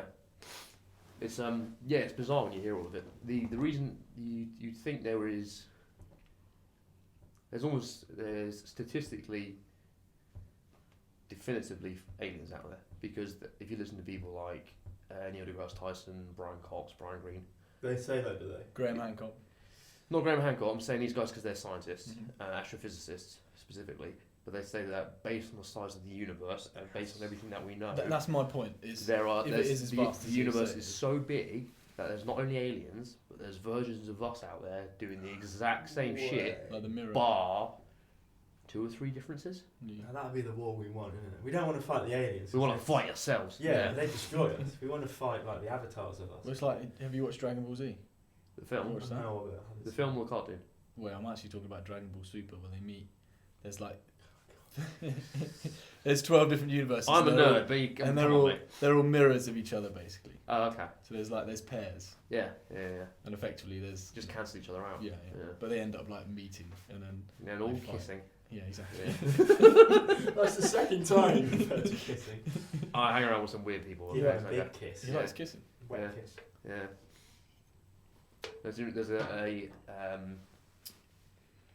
There's a guy called Eric Weinstein, who Not to be confused with. Harvey's Weinstein. Stein.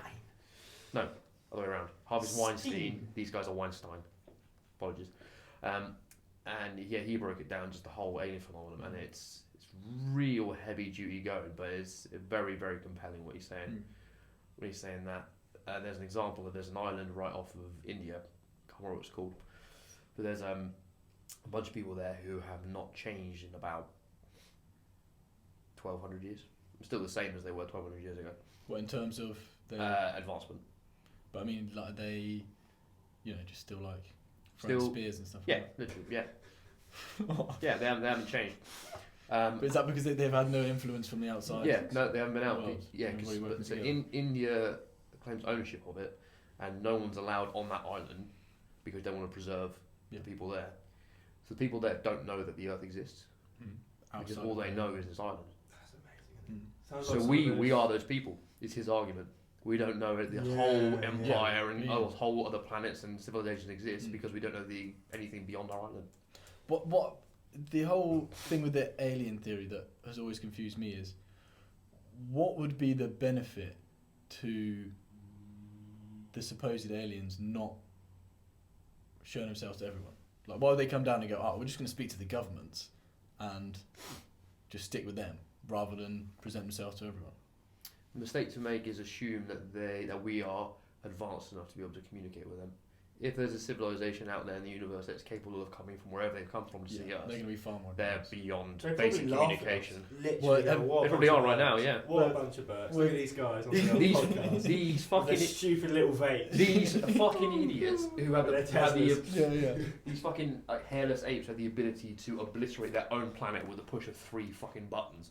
What a bunch of idiots. Well, you see it with like all the alien memes as well, where it's like, should we go down and meet them yet? No, they're still killing each other. yeah. Let's just let them finish themselves off. Yeah, and it's very then when true. they've calmed down a bit, we'll go down there. Yeah. Because again, if we can't help but kill each other from different countries, what are we going to do when an alien comes down? We're all going to unite, Yeah, man. that's Yeah, all of yeah, us yeah. together, and we've now got a common enemy. Well, that is the one world government theory, isn't it? Yeah. That they're gonna Within- Yep. fake an An alien alien- invasion to force all the governments from around the world to say, look, The only we way need- to fight this. the only way to fight this is us to unite, Yeah. pool everyone's resources, and fight against the sky beings, effectively. Mm.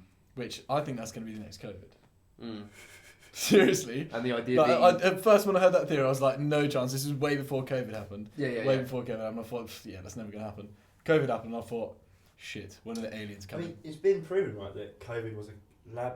Allegedly, COVID was a lab leak. it was not a wet market. Well, Come on, are you trying to tell me that the fact that the source of this entire place came from a place where they had a lab that happened to be working on that exact thing? You're crazy, Will. That's what I Stop mean. saying stuff like Even that. Billy man. G's now started saying, "Oh, maybe we were wrong about this." That man. But at the time, I don't know why he was going on TV and everyone was like, "Oh yes, this guy who just bought a load of programs from people and then sold them knows what he's talking about." I mean, a guy who has a gut like that, who's talking about health, I'm going to trust him. Yeah, exactly. They popped John McAfee, didn't they? Yeah. Oh, I love McAfee. He's He was so fun. fun. He was a geezer. He's so fun. He tweeted, didn't he? Like, if I die, Yeah. It's not suicide. yeah, I Yeah. got suicided. Like Yeah. Epstein, another Steen. All Something right. going on with these Steens. Rest in peace, Epstein. These damn Jew. Anyway. That was when he got nicked. I went on Infowars and I watched your boy. Yeah. AJ. I'm kind of, the old frogs. Yeah. And Froggy. he's like, they will kill him. Yeah. They will kill him. And I was watching it, and I was in my old flat in Central Reading, and it was like a Saturday morning, and my girlfriend at the time was at work, and I'm watching it, and I'm in my dressing gown. It's like 10 a.m. He's like, they're gonna fucking suicide him, and that little will never get out. No one's going to prison. Yeah. And I was like, it's probably right. Literally 12 days later, oh yeah, he died. And Oh, the cameras all got cameras turned didn't work. off. It's Yeah, like- yeah. And And he I hung don't himself. feel like we are also mugs, because you look at like France and the way they riot. We should be doing that. We should, I'm yeah. not saying hello British government. But, Right, Are guys, you inciting a riot? we are just like So, muggy, so aren't we? my, We're very my, muggy. my old man's always said that to me. He said that, look, there's something wrong with your generation. Like, if we didn't like something when we were younger, we would just go out and start kicking off. He said, none of your generation do that. will ever do that. I'll tell you a reason why though. Because Because we're also stuck listening to hang on. fucking transgenderism and all Whoa. that bollocks, you know what I mean? Like, think of Part those of it. riots over Mark Duggan, and you knew someone, right? Mark Duggan. Mark Duggan. The Mark Duggan riots where they went and smashed up Tottenham.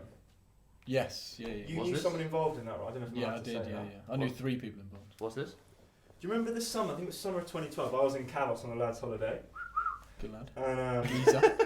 Mark Duggan was a mixed race guy. He got shot by police, Right. and a lot of Londoners took it upon themselves to riot. Do you Oh. remember?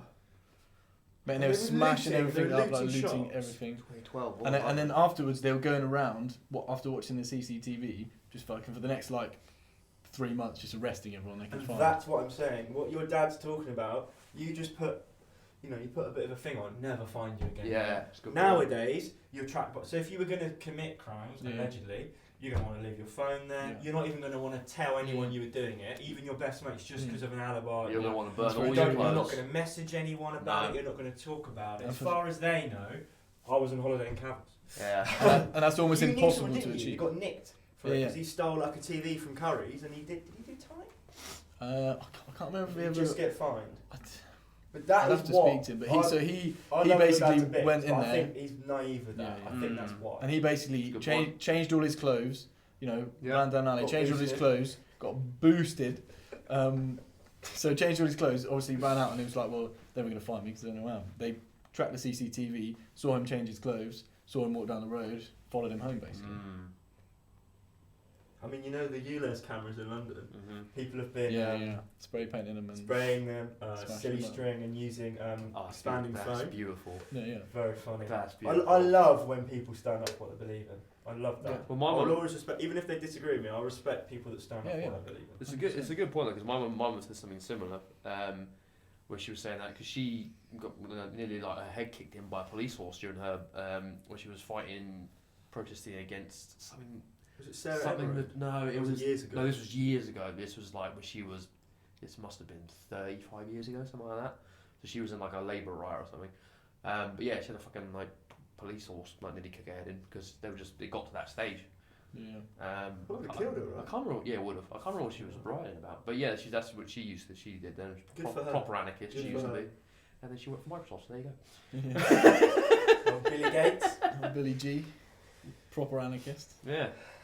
Well, you're an anarchist until you're like, God, it's expensive out here, isn't it? Bills to pay. But did you see? I saw on Instagram yesterday. There was this guy going around. There obviously there was a protest, or not a protest, but like a demonstration about allowing, I think it was Ukrainians to be refugees. And what's going on over there is, I think we can all agree is out of order. It's again, we only know what we're being told, etc. And it's, you know, for the people that are caught up in the midst of that, it's extremely unfair. You know, and I would like to do whatever I can to help in that situation. However, it was basically a march saying, you know, we need to let all these refugees in, blah blah blah. And the guy was going around with a mic and saying, I've got a petition here. Do you want to just put your name on it so you can adopt one of the refugees? He must have gone up to 100 people.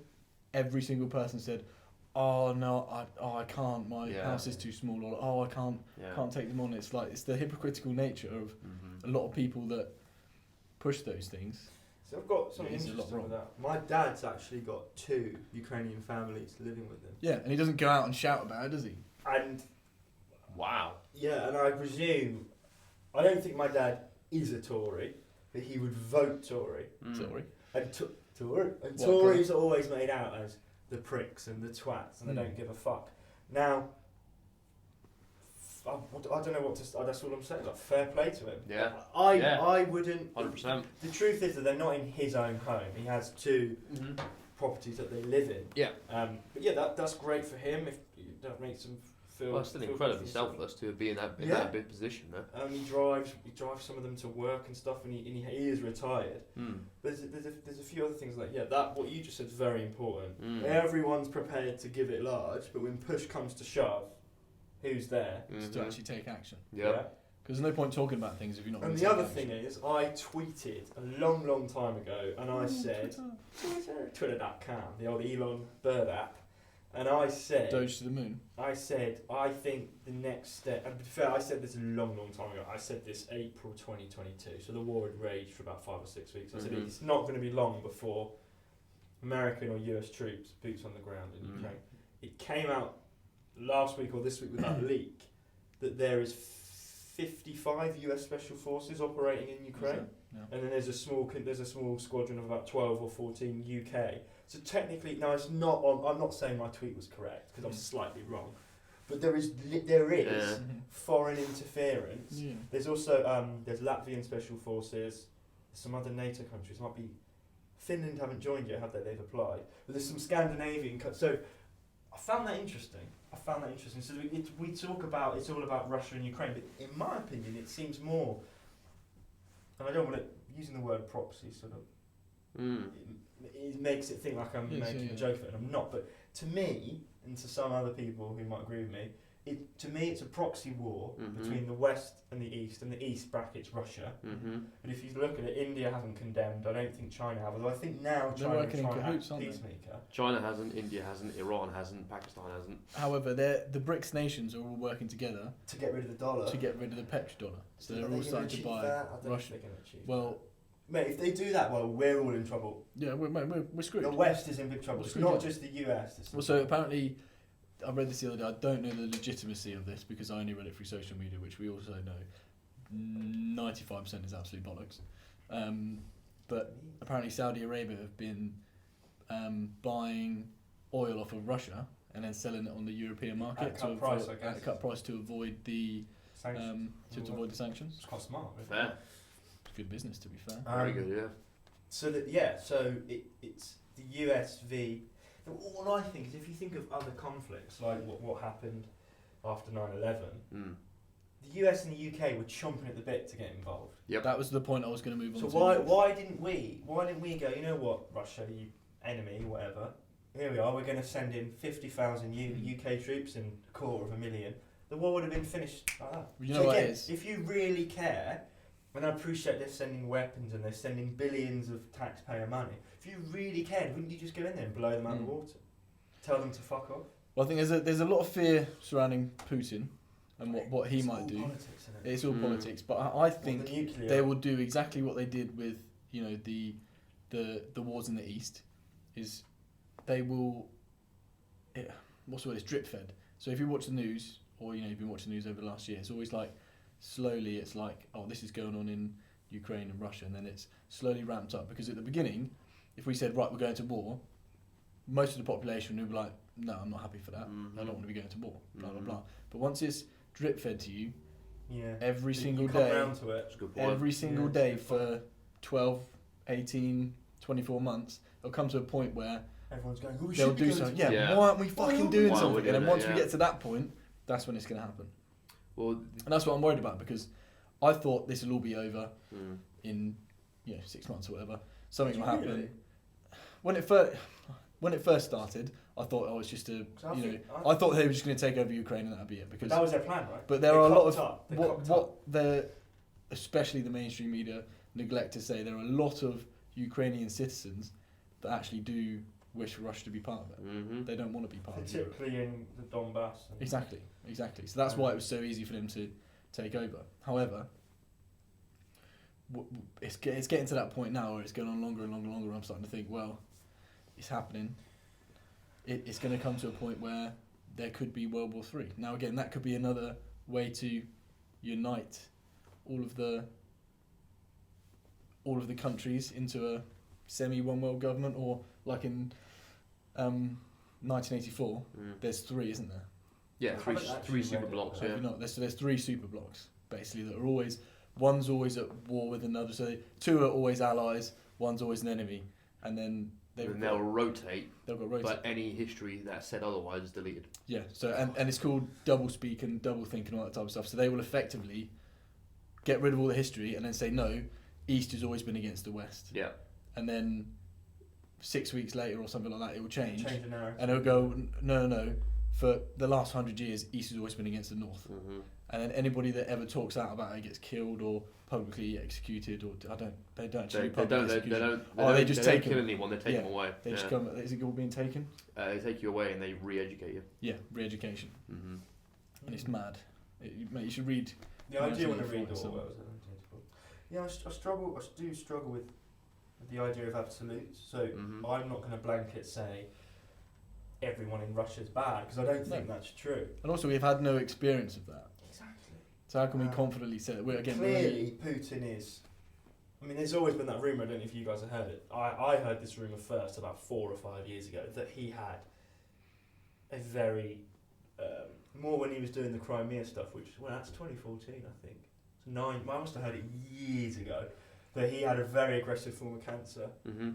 And he was just like, fuck it, I want to go and do something that like builds me, puts me in the history books if I'm not already. Caesar type thing. So we're going to go and invade Crimea, or we're going to... And then again, it all came about, oh yeah, the reason they did Ukraine is because I was like, well, I heard that before. So either they're both bullshit, one of them's true, or it's still going they're both true, and he lived a long time, and now, because if you look, he's got very puffy, which would be a sign of steroid use, which would be is a way to treat cancer. Also age though, because you tend to get... You naturally gain weight because you move less and you eat shit. And your body can't get rid of it more. Correct. Your metabolism slows. Testosterone drops. Yeah. Because there's that picture, isn't it? It must be fake, of him riding a bear. In the the original picture is him on a horse. Yeah, that's and then someone changed it to a bear. Yeah. The only person who's ever got video or a picture of him actually fighting a bear is Khabib Nurmagomedov. That's the only person. Everyone else is just bullshit. Yeah. He's Muslim, isn't he, Khabib? Yeah. Yeah, Dagestani Muslim, yeah. Do you like that? MMA? Yeah, man. No, I like boxing. I don't like MMA. Really? You're one of those? I love the... MMA's crap. You heard it first. Will Brazil said MMA's crap. Go get it. It's crap, man. Oh, let's get we'll put his wear little shorts and get a cage. We'll put his address in the description. How's that fucking different from boxing in regards to the shorts? They wear their shorts up to their fucking nipples. What are you talking about? That's cool. It's the way they... Honestly, like, there's a But fight. MMA is real fighting. Boxing is like, right, we can only punch in a certain way and blah, blah, blah. MMA is like, right, you've all got various different disciplines. You get fight and see who wins. McGregor trains shit. He's a Yeah, but he is... that's fucking different from Floyd Mayweather. And now to fair, I'm being absolute on that. I'm being unfair. But this is good conversation. Keep going. But he's a showman, and that's, again... So is Floyd. So is Moneybags Mayweather. Same shit. Where he's there, look at my watch. Yeah, exactly. He's literally broke. Yeah, he fights to then pay off his debt and then loses it again. Yeah. But it's the whole Andrew Tate concept, isn't it? It's like they want to get out there and be the most ridiculous and outspoken, so everybody's watching them. Sadly, society rewards it. Exactly. And then he can go in and say, right, let's have a fight. Well, I want 30 million for this fight. And because he'll get the pay-per-view fights in. Who is it? I was listening to Dana White. And one of the fighters was basically saying, well, why don't you pay me as much as Conor or whoever it was, like Conor McGregor? And he was like, when you bring as much money in as Conor McGregor does, I'll pay you. Yeah. And then someone asked I think it's someone asked Ronda Rousey, or there was a point about Ronda Rousey, and similar type of thing, and he said Ronda Rousey brings in stupid amounts of money, hence why she gets paid more. It's nothing to do with how female she is or how her much age, a better fight you how are much or a better whatever, fighter is. She physically brings the money in, therefore she warrants that paycheck. Is she the one that went into the Fast and Furious franchise? Yes. Ronda Rousey, Gina Carano, Holly Holmes, they all have. Yeah. And Ronda Rousey's now retired, is she? But isn't she in the She came back WWE and now? kept getting her ass whipped. Yeah, yes to both. Yes. Yeah, so Gina Carano was originally in... she was in the one in London, that's Gina Carano, who was the first UFC female champion, who was then beaten by Ronda Rousey. Ronda Rousey was the one in Dubai. Yeah. So that's 8, I think? When Thingy's dead and then his brother plays... Yes, and they jumped in the car from the building to building. Brilliant. Dumbass films. You say that, I love like the first 2 or 3. Oh, Yeah, but they're not like that in the first. Not 3. Don't say 3. Tokyo Drift's a piece of shit. Yeah, What? yeah, the spin-off. Tokyo Drift. Shut up. I love Tokyo Shut Drift. up. That was Too brilliant. Some good song. Yeah. When he... Yeah. Wonder if you know Yeah. how they live in Tokyo. No, The second one is a work of art. Tokyo Drift is brilliant. Too Tyrese. Fast and Furious. You got Tyrese, you got him, you got Eva Mendes. Oh, stunning. Oh, I what think a I had film. a bit of a young... I thought Paul Walker was the boy. He was for a time, Yeah, yeah. he's cool, like blonde. Frosted tips, baby. Yeah, Long yeah, hair. had Oh. the white t-shirt, the baggy jeans. Oh, there's icy blue eyes. Come on. I sometimes, you know that thing when he drives and he looks? Well, backwards. Yeah, he does do that. He does. To do that to your missus. Yeah, I've done it before. Yeah, they're like, what the fuck are you doing? I'm just there, like, Yeah. ragging it. Yes, he and then does. you shit yourself and you go, but Yeah, he does the I same was- thing, yeah. That was just a movie. I was obsessed with, and then because I used to play World of Warcraft, and I found out Vin Diesel was a big World of Warcraft player. Is he? Back in the day. I don't know if Bang he it. still is. That's cool. Did you play World of Warcraft? No, my cousin played it. I was more of a Warhammer guy. I was addicted to that game. I fucked up my GCSEs because of that game. Really? Yeah. I felt like my life was World of Warcraft and my normal life was... Serious? I did Yes, not see I that. was That so addicted. That was the case for me in year 7 and 8 for RuneScape. Oh, I love RuneScape. What game? Lumbridge. La, don't even. Did you play it? No idea what you I guys had a did. resurgence. What level did you get up to? 74. You got quite high. I had a resurgence 4 years ago because they made an app Yeah, they version. updated it as well. But the thing is, they updated all of it, and so many people were like, "This is dog shit now," because the graphics were so good, computers couldn't handle it. You had to get a proper gaming PC to play it. But they actually went, "Okay, we've loaded all the old servers and just added like new content. So you've got the shitty old graphics, you've got the same gameplay, but it's now you can have it on your phone now, and it's so good." How long did you play it for when you made the research? Like 6 months. Just played it again. I was like, "This is a membership again. Let's go." And I think when you look at modern media as well, they've just announced HBO have bought the rights to make Harry Potter into a TV series. Really? Nostalgia is a huge thing in the world at the moment. Everyone loves nostalgia. It's like you're saying, so you getting back into RuneScape, please, I'm not speaking for you, but from my limited, having met you, a lot of that was nostalgia, right? That feeling, and this is so cool. Well, so at the time, so it's basically. Do you know anything about it at all? No. Yeah, go for it, mate. Where is it? Down there. Down Keep going on the left. So RuneScape was this massive like open forum. You might get lost with that. Massive open world game, but it's a completely online and it's live all the time. So that everyone in there. Bit like Sims. Yeah, but you've got like 10% are NPCs and everyone else is other people like you. So you can literally chat to your mate who's like 4 streets across while you're playing this game, and it's all like fantasies. You get like armor, weapons, and spells and all that shit. So when I played it as a kid, it was me and people my age. Yeah. Then I stopped, didn't play a game for another 10 years, started playing it, and everyone on it is me again. Yeah, Because it's like, everyone's moved up, so everyone's like, "Oh, you remember playing this when you were 12? We were like, oh, this is quality." It's just so much fun.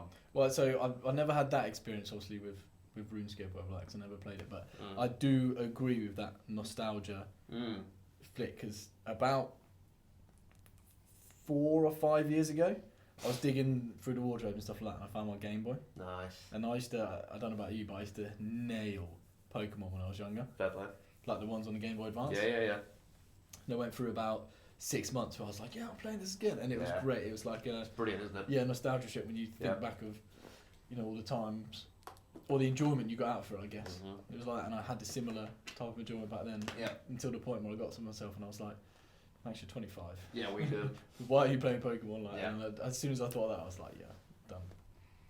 and or you get to the point where it's like it tells you the amount of hours you've been on there, and it's like, oh, I've been on here for 24 hours. Yeah. And you're like, whoa, I've just spent a whole day of my life wasted. It's wild. So when you and I were in a estate agency, my routine every week was. So I'm not going to include the positive things I did. I'm just going to do the bad things. Always negatives, yeah, because people thrive off negativity. Fine, I'll include everything. So a week for me. So I had the when you and I were in a estate agency, a typical week for me would be get up at 6, get to work for 7:30, then leave work at 7, go train for 2 hours, then go play music until 12, get home for 1, repeat for 6 days a week, and then Saturday night I would get home at 7. I'd then sit in front of the Xbox, put a TV next to it, put Big Bang Theory on, and play till 5 in the morning, and then Sunday I'd sleep the whole day, and then repeat. That was 2 years. Did you feel you were improving though? No. Were you happy? But you were working. No. You were working and working out and playing music. So those two. Part of the reason I got that job is because I broke up with my ex I'd been with for 3 years. So she broke up with me and then fucked to uni, and I was like, nice. I'm going to show you. And so I left my job and I went to this. And I just threw myself into it. So I said, you want me to work 70 hours a week? Done. Give me more hours. Let's go. I don't care how much you pay me, which is just as well. They didn't pay me anything. And I was gonna, I was like, cool, I'm gonna play music, I'm gonna work out, I'm gonna get everything I possibly can. But I was just, like, my drive was there, but like in hindsight, I was there like, oh fuck, like how the hell did I survive it? I didn't have a holiday for a year and a half. I was just like, what the fuck is this? What did you use your holidays for? Just days off? They just accrued, yeah. Didn't take them. Were you just stuck in the hamster wheel? Yeah. And would you say trying to prove your ex wrong was the drive? Yeah. And you admit that? Yeah. Fair enough. Yeah. But I think that is a massive driver. I don't know if I can only speak from the male perspective, but from a lot of blokes I speak to, that is usually the Kickstarter when they have a negative experience like that, to force them into... The tragedy is the catalyst. Yeah, I was running from the pain, yeah. And I know I didn't deal with it. I didn't close that door until May 2020. So that took me 5 years and a month to get over. But did you have another girlfriend in that time? 2. But she was still the one that... I always knew that, basically, so during that May, she was still part of the friendship group, but I never really saw her. Granted, for other reasons, I had periods of time where I didn't see the friendship group at all, and then so on, people moved across the country, overseas, blah blah blah, came back, whatever. So a bunch, 7 of us met up for in May 2020, breaking the rules, fuck you, and we just hung out in the field. It was great, all cool. Socially distanced, of course. Oh yeah, of course. We were on the phone, loudspeaker with everyone. Yeah. So making that Sonic. Yeah, exactly. Sonic bubble, yeah. Trying to we were levitating off the ground. But basically, it got to the sun was starting to go down, and then everyone went home, except her, who was like, "Oh, I'm actually gonna stay out," and I was like, "I'm no need to go either." So everyone went, and she basically just apologised for this because this is a very short. I'm giving you the short version. There was loads of shit that went on after the breakup, and so she basically apologised to me when it was just us. And just gave basically just explained what was going on in her life after the time, why she acted that way, and just this and that and this. And I was like, wow. I was like, okay. And I was like, cool. So then it was like close to midnight that time. Walked home, went back home. Woke up like 4 hours later. I was like, why do I have so much energy? I was like, what the hell is this? I was that like, was the closure. It was like this weight lift off I didn't realise I was still carrying after 5 years, and it just vanished. I was like, shit. And then the week later, I started my own version of this. Yeah. And I started playing music more, I started exercising more, I started doing this, I started doing that. You started enjoying it. I was like, what in the fuck is going on? I had no idea I had this emotional weight still on me, but then just closing that door, it just lifted it, and I just had all of this energy come through. It was nuts. Absolutely crazy. So you're on good terms with her these days? Yeah. You never see her, or you? Rarely, she lives in London. We, as my friendship group, we meet up a couple of times a year, so it's all cool. That's good. But I'm just like, this is crazy. Well, I suppose that brings on to one of my points that I've got down is Exactly that. Brexit. Brexit means Brexit. It does. Well, no, so you know, personal fulfillment and self-care. Like, during that period of your life, although you were probably involved in various things that should have helped in terms of working and exercising and all that type of stuff, you didn't really get any fulfillment from them based on your emotional state? I didn't let myself stop to feel anything. So it was basically the minus of the self-care then, because you weren't Were you really aware looking of after that? yourself. At the time, no. See, that's what's interesting to me. No. At the time, I was not aware of that. Is that Matt was oblivious to that. Have you ever been dumped by a girl? I haven't, no. Have you not? No. Whoa. Give it time, son. Yeah, don't tell May me. I just say that is the only time. Beyond that, I've been the dumper. Yeah. I've been dumped a load of times. It's not a good feeling being the dumper either. I'll give you that. No, but I've been the dumper because I'm not Okay. being the dumpy again. You've done both then. Yeah, Which is worse? Getting dumped is worse. getting dumpe's worse. Because you have all the questions. And you don't want it to end, like. Well, it depends. Yeah, You yeah. might- You presume, but Yeah. I would imagine was your relationship struggling a bit? Yeah. Yeah. Yeah. Whenever I've been dumped, it was horrific, and I was the cat. I was a twat in it both times. I think it's twice. And looking back, If you I had can. to. Huh? If you can. But in a way, it can be the best thing as a young man. In a way. Mm-hmm. In a way, that happens to you because it No question. makes you buck your ideas up. Mm-hmm. Forces you Because to it's level up. far too easy to just not give up, but just like when you're single or you're chasing women and stuff. Sorry, that's a terrible phrase, but you're going to gym a lot and you're going to Chase away. Women love the chase, my friend. Toxic you're masculinity. gymming and you're looking good and you're feeling Yeah. good, and then you set into a relationship and rather than, I was going to the gym tonight, but we're going to stay in and have a takeaway, and that grows and grows, and before you know it, what you had is gone. Yeah. Mm-hmm. And Sometimes you and your partner are happy with that, and other times you're not. But I always vowed that I wouldn't lose sight of my physical health. I did a little bit, but I'm getting after this, I'm going to go to the gym. And to be honest, right now I can't think of anything worse. I just want to, after this, I want to go home, have some dinner, and chill out. But you've got to do it. And I was talking to a good mate of mine on the phone today. I was going to say your brother, but it wasn't. I did speak to him on the phone numerous times a day, like every day.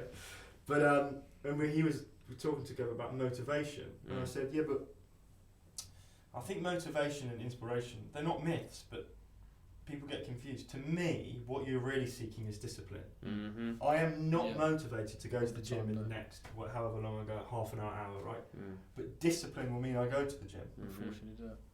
Is that a David Goggins thing as well? There's a book I took last time because I'm rereading it. It's a book by another Jocko Willink. It's called Discipline Equals Freedom. There we go. The greatest book I've ever read in my life, no question. But just because it's first of all, it's an interesting shape. It's like this, but each I'm gonna page make a note of that. is just like a statement, and it just drills in, and that's it. And it's like 100 or 120 pages, and Does just he still wake up at like 4:15 to train? that was in the book. And after reading it, I was so psyched to do that. I did the same shit he did for 6 months. Fair play. I was in bed by 9. I was up at 4:30 every fucking day for 6 months. And did you see benefits from It that? was amazing, Sorry, what was it absolutely called again? amazing. Discipline equals freedom. And then COVID stopped, and I went back to work, and that went out the window. Which is no excuse, No, but yeah. that is what happened. But it's hard when you are working to sometimes incorporate it in. I love that. I'm an early riser. I'm an advocate for rise. That's getting what your up missus says. early. Oh. He's being referred No, to she says here early finisher. as a field manual Yeah, there you go. on Amazon.co.uk. There you go. Have you got a hardcover or soft cover? Hard. Get the hard one. It's cool. I mean, I prefer soft cover. He's got a workout at the back as well. A workout? Mm-hmm. I say A. He has his workouts at the back. There's many. So, are you familiar with Jocko? I'm not. No, I've actually never read any of his material. So his Instagram is brilliant because it's just pictures What's it of called? Jocko Willink, Jocko Willink.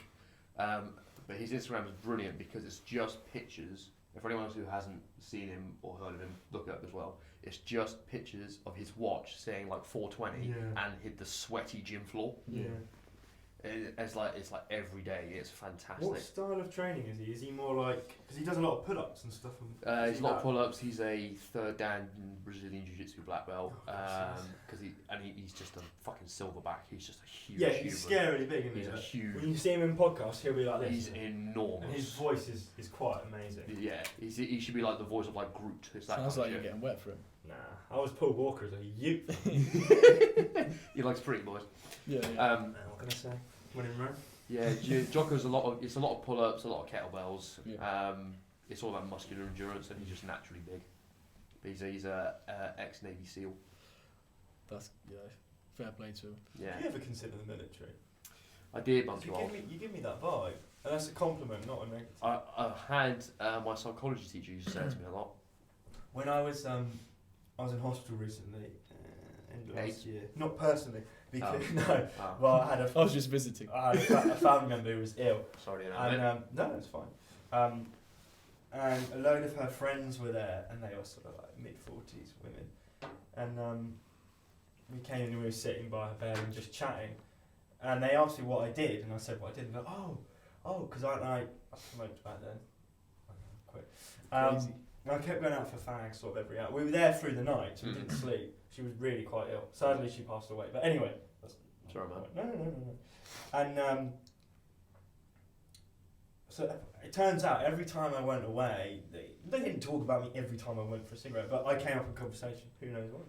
And they were like, "Oh, we all thought you were a Marine," and I was like, "I'm a Marine," because I think at the moment obviously I've had my skin faded, but about a week ago, so I must have had so I think I looked, and about then I was a bit bigger because I was gymming a lot more. Yeah. And like I said, touch wood. Penis. Use that, the old boy. Yeah.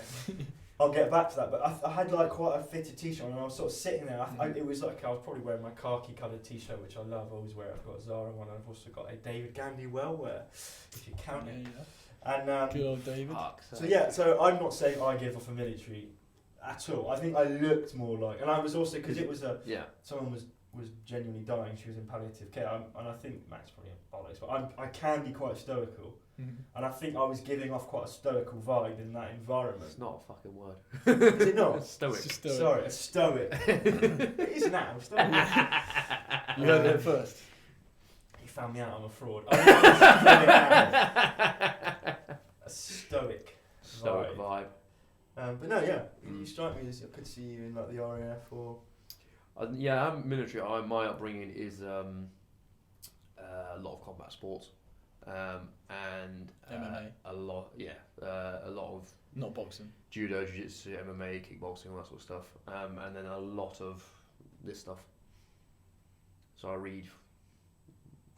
He reads a book a day. 150 books a year, that kind of thing. Do you? Mm-hmm. What's the secret to that? Is it phone on aeroplane mode? It's a secret. Just phone's in another room. Do you have an area in your house that you read? I read. chair? Yeah, I read in the corner of the sofa nearest the window. Okay. Yeah. And do you read in the morning or in the night or in the afternoon? Morning when I wake up early. So my routine is I get up early. Sorry, and are these books like this, or do you have a Kindle account? Books like this specifically don't have. Yeah, I don't. I electronic. hate that. Don't. That's the trick. Don't do electronic. It has to be a physical book. So it'll be these. It'll be fiction. Expensive hobby, right? Compared to what? No, not. Don't worry. I'll explain later. Not on this, but I'll explain later. Get them in. Yeah. So I get up every morning. I have my coffee. I have my water. Coffee helps me have my dumps, then I can work out. Tap water or bottled water? Not Tory water. And then. Tory water, sparkling water. I know. The good shit. Your brother's favourite. Yeah. Anyway, we're getting Old distracted. tradie. So, get up early, sit in the corner, read my book, How early is have my early? coffee. 5, 6. What time are you going to sleep to go to bed at 5? 9, that sort of thing. Do you? So sit there, read it, and yeah, then I'll do my workout, and then I'll do what I've got to do for the day, then come home, So eat, and then I'll read and I'll fall asleep. My ADHD is really kicking in. Mm-hmm. So, where are you gymming? Either at home or at the gym. And at home, what sort of kit have you got? I just do compounds, so I've got a pull-up bar, I've got a dipping station, I've got a bench, I've got kettlebells, 10, 12 and 16. In I've like got a garage or in like a living room. Cool. Yeah. Yeah, I've got a Is this barbell every Z day curl, almost? pretty much, one way or another.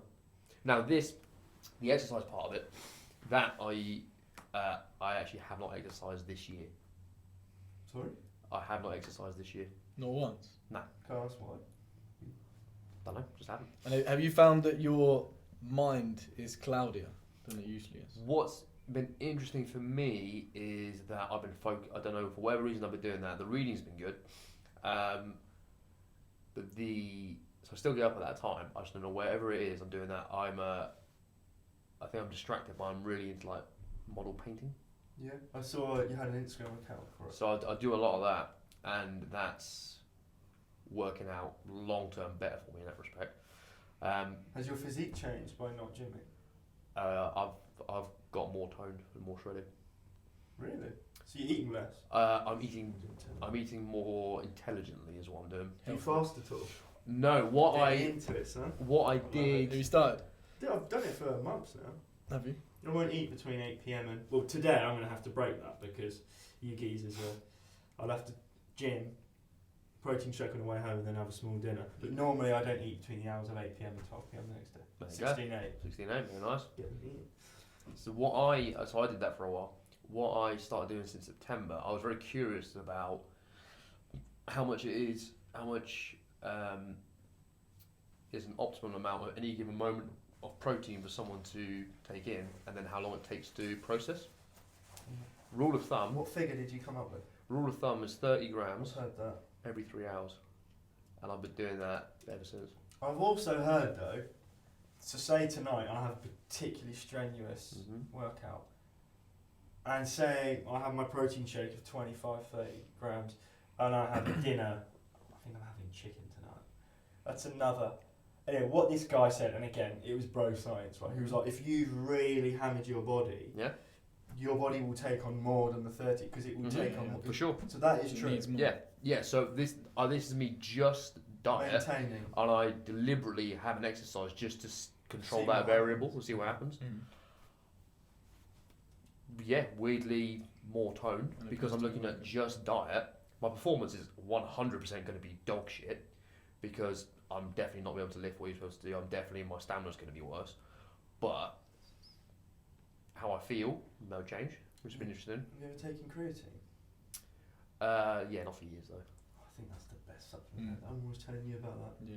When you're properly taking creatine You really religiously, notice it, 5 Gs a day, And working out, of course. it's such a difference. Well, should we talk about one of my other points? You saying that now? What, creatine? Yeah, that's it. Yeah, He's yeah. got a creatine point. No, haven't you he? haven't. Let me have a piss and we'll do that. That moves me, nicely God. into. Can I have a 2-minute break? Yeah, where you want it? It's fine, yeah. Right, we're back from the break. Okay, what was your nice point? little interlude. Well, so my point is, you hear it all day long these days. Is What, creatine? no, not creatine. Oh. You've got creatine on the brain. You've been sniffing that Also, shit. why are you complaining about it? That's a good thing. Yeah. The crisis in masculinity. Now, there's a lot to be said for. We did briefly discuss it on the previous podcast for the massive amount of weak males out there, and is it having an effect on the way that our society is becoming? Yes. In terms of, going back to it, the COVID situation now, I can imagine 40, 50, 60 years ago, nobody would have accepted that. Mm-hmm. The government coming in and telling you that you can't work, can't earn a living, you have to shut your business down, and effectively live off of the government, which effectively is living off the people. Mm-hmm. But if no one's working, where's the money coming from? You print it. But yeah, you can only print so much money before it becomes nothing, Inflation, becomes worth it, and that's why we're seeing the massive inflation. Mm. Is that the laptop going? It's loving it. It's loving the stoic vibe. And point that a massive reduction in stoic males. Stoical, mate.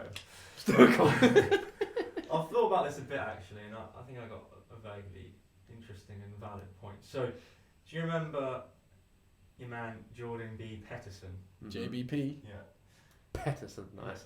Peterson. Very good. Jordan Bernard Peterson. His real name is Bernard. Is Isn't that it? actually Sure it is. Bernard? 'Cause my, You gran- just my, made my up. grandpa was called Bernard, and that is a goated name. I want to call it Byron. There we go. Double B. Bernard Brazil. The goat himself. So I think that has, the in Western society, the standing of the man within a family or the head of the house has changed. And I'm not saying I think men should be head of houses. I'm not sure that's the point. I think a man and a woman both bring very unique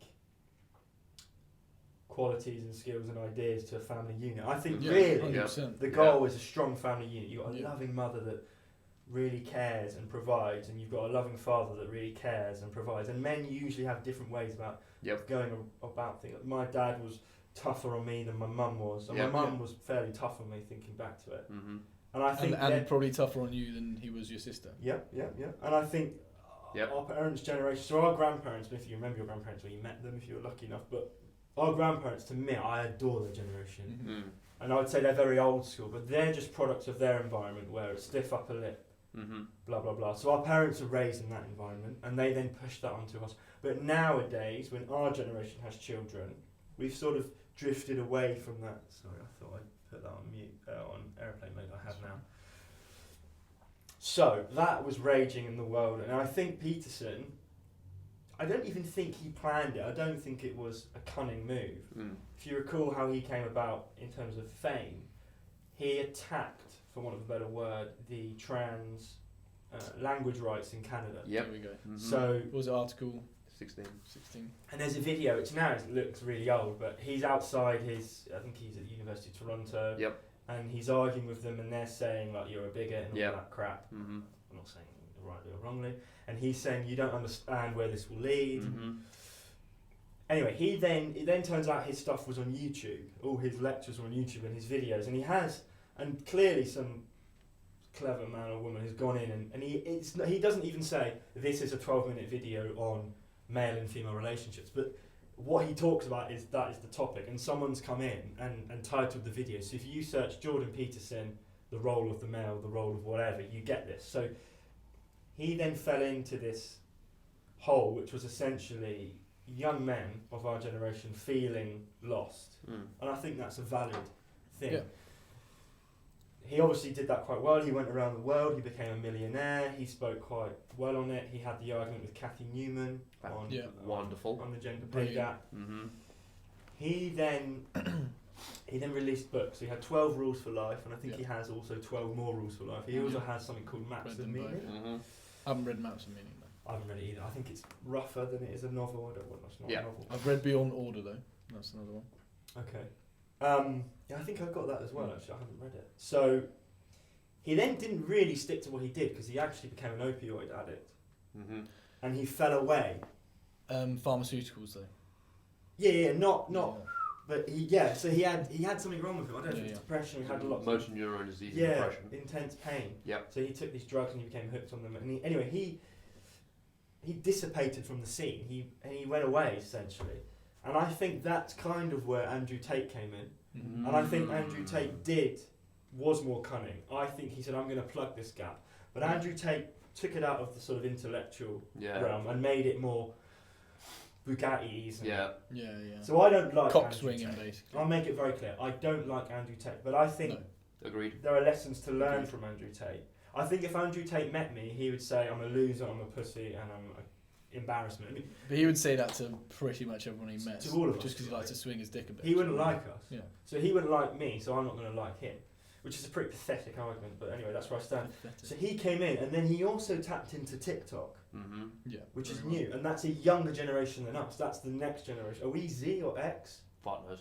And the next generation. So the generation that are currently 13, We're 14, millennials. 15. So if you're in school now, you're going to have You're one of not these in your... millennial. If you're a young... You and I are. Millennials end at 94. How old are you? Mike 5. So your generation Z. Z or X? Yeah, generation Z.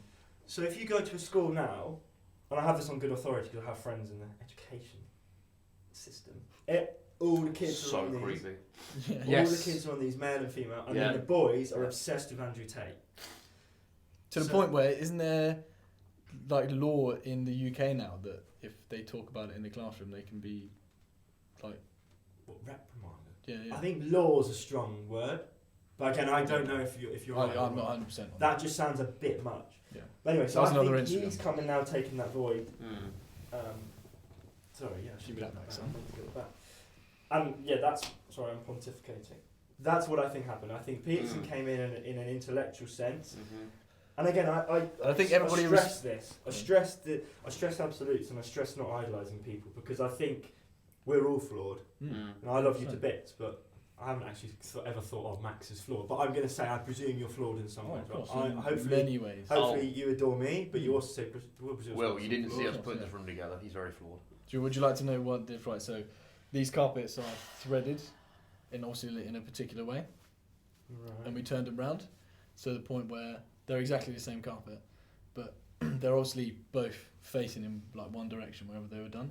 And because we turned them round, they were coming across as a different colour.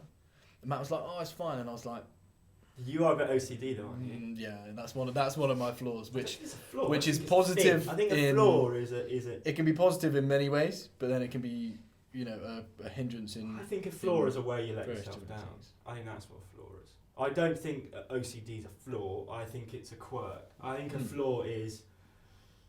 I don't know. I should be more open-minded. Anyway, that's what I'm getting at. Is that don't put these people on pedestals.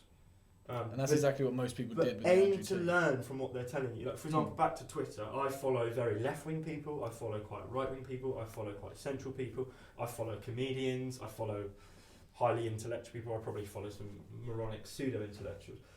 You've always just got to be open to it. Okay, this famous person is telling me this. Firstly, do you like the sound of it? Because probably if you like the sound of it, you're more likely to act on it, Yeah. to listen to it, to bring it into your life. But yeah, ultimately I do think there's an issue.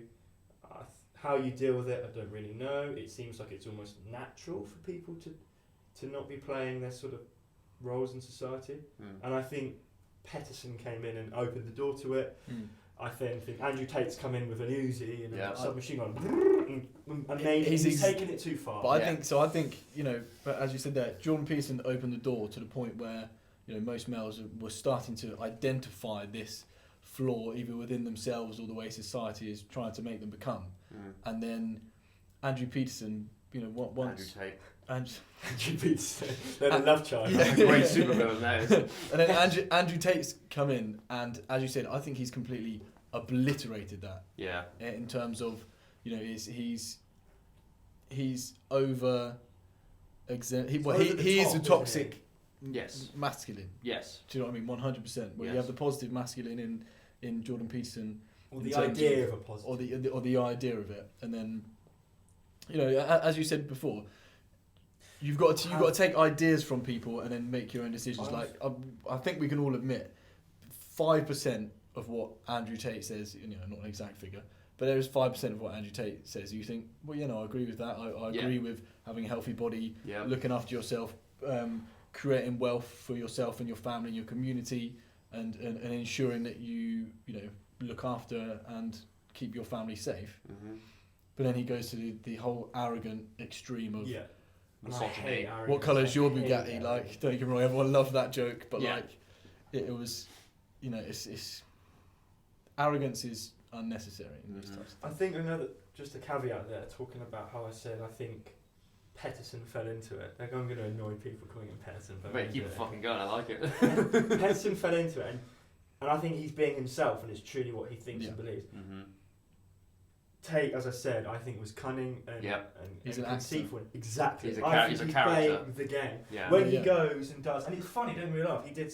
I call it a skit. It wasn't a skit. He's always getting filmed in like 2-minute videos Yeah. Yeah, by yeah. his like followers and shit. Yeah. walking onto He's jets all- and shit. I pulled up to the petrol station in my Bugatti. He talks like in a Yeah, weird Anglo-American accent. It's New Jersey and Luton is the Yeah, combination, literally, yeah. Some fucking pussies there with his Tesla. Oh, I'm gonna cry and wank over my electric car. It's funny, yeah. It's very funny. He's Yeah, yeah. mugging off electric cars, and to be honest, one day we're gonna have them, whether we like it or not. And Unless we fight back.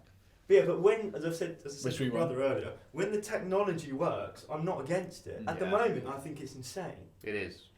The carbon footprint, another Joe Rogan thing, doing another, is the cobalt mining in the Congo. Yeah, it's the next Cedar diamond. Sakura.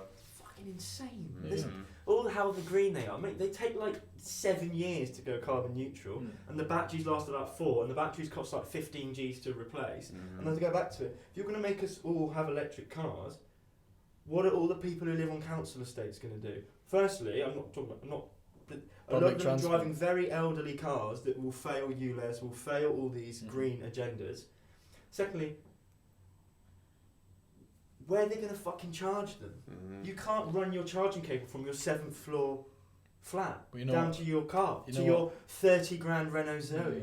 It's insane, man. Well, It's an attack on poor people, and I hate it. Well, you know what I'm I'm going to say to really this? against all this shit. It's And to I'm me, it's, privileged, it's and tying I into fucking the hate it. the freedom of movement For the elites. attack of for the elites as they call them. You The know, so lizards. for the lizard people.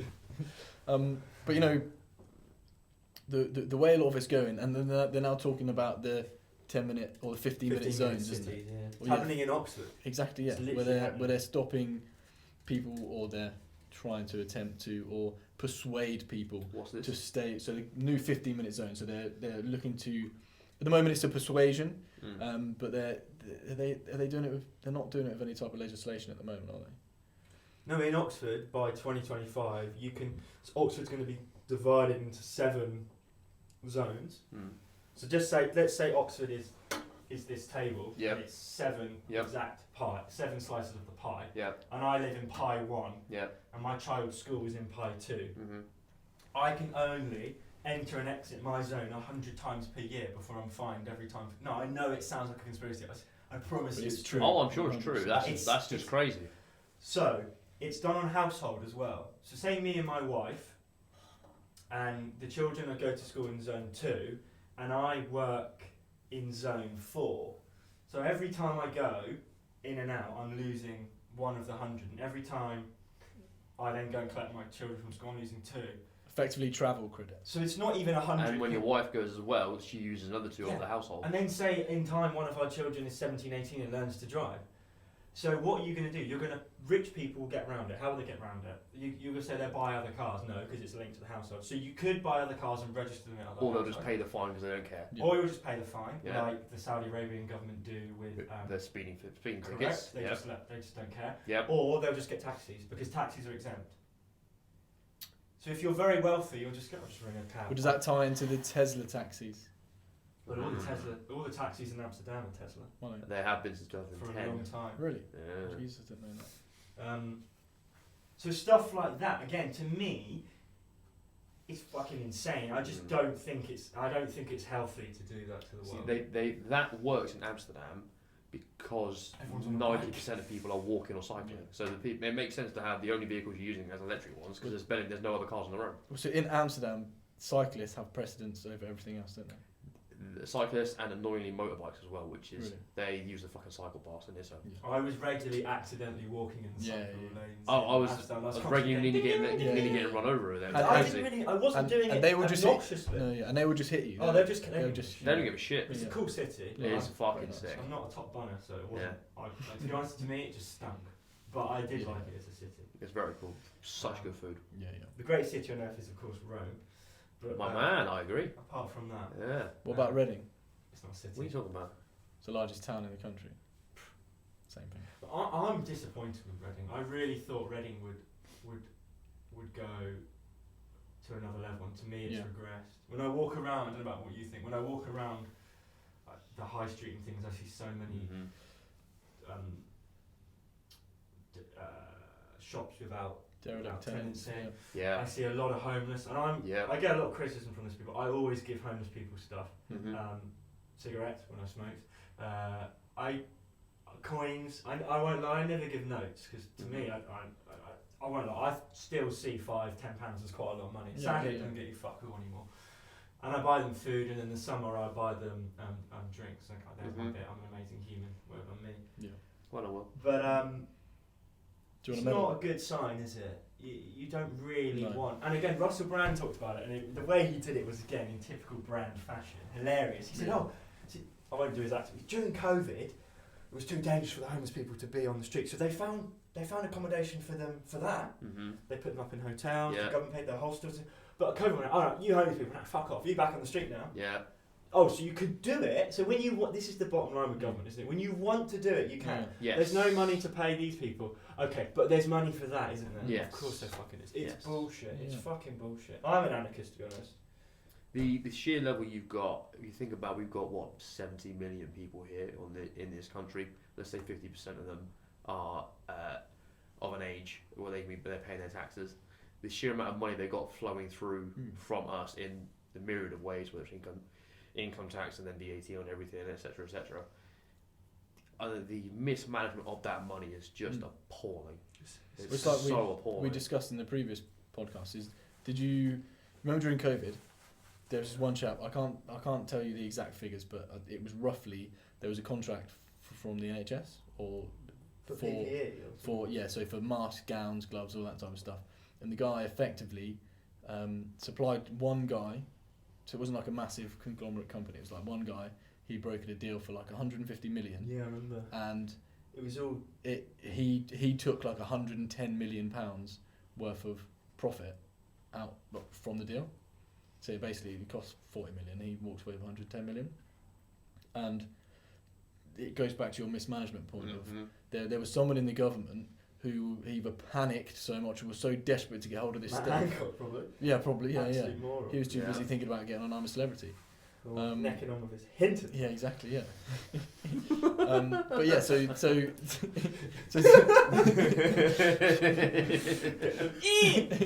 but you know the people that are put in charge of Just Burks, mate. They're absolute Burks. And they're just people that are in these positions of power. They're just people. Everyone's flawed, as we were talking about.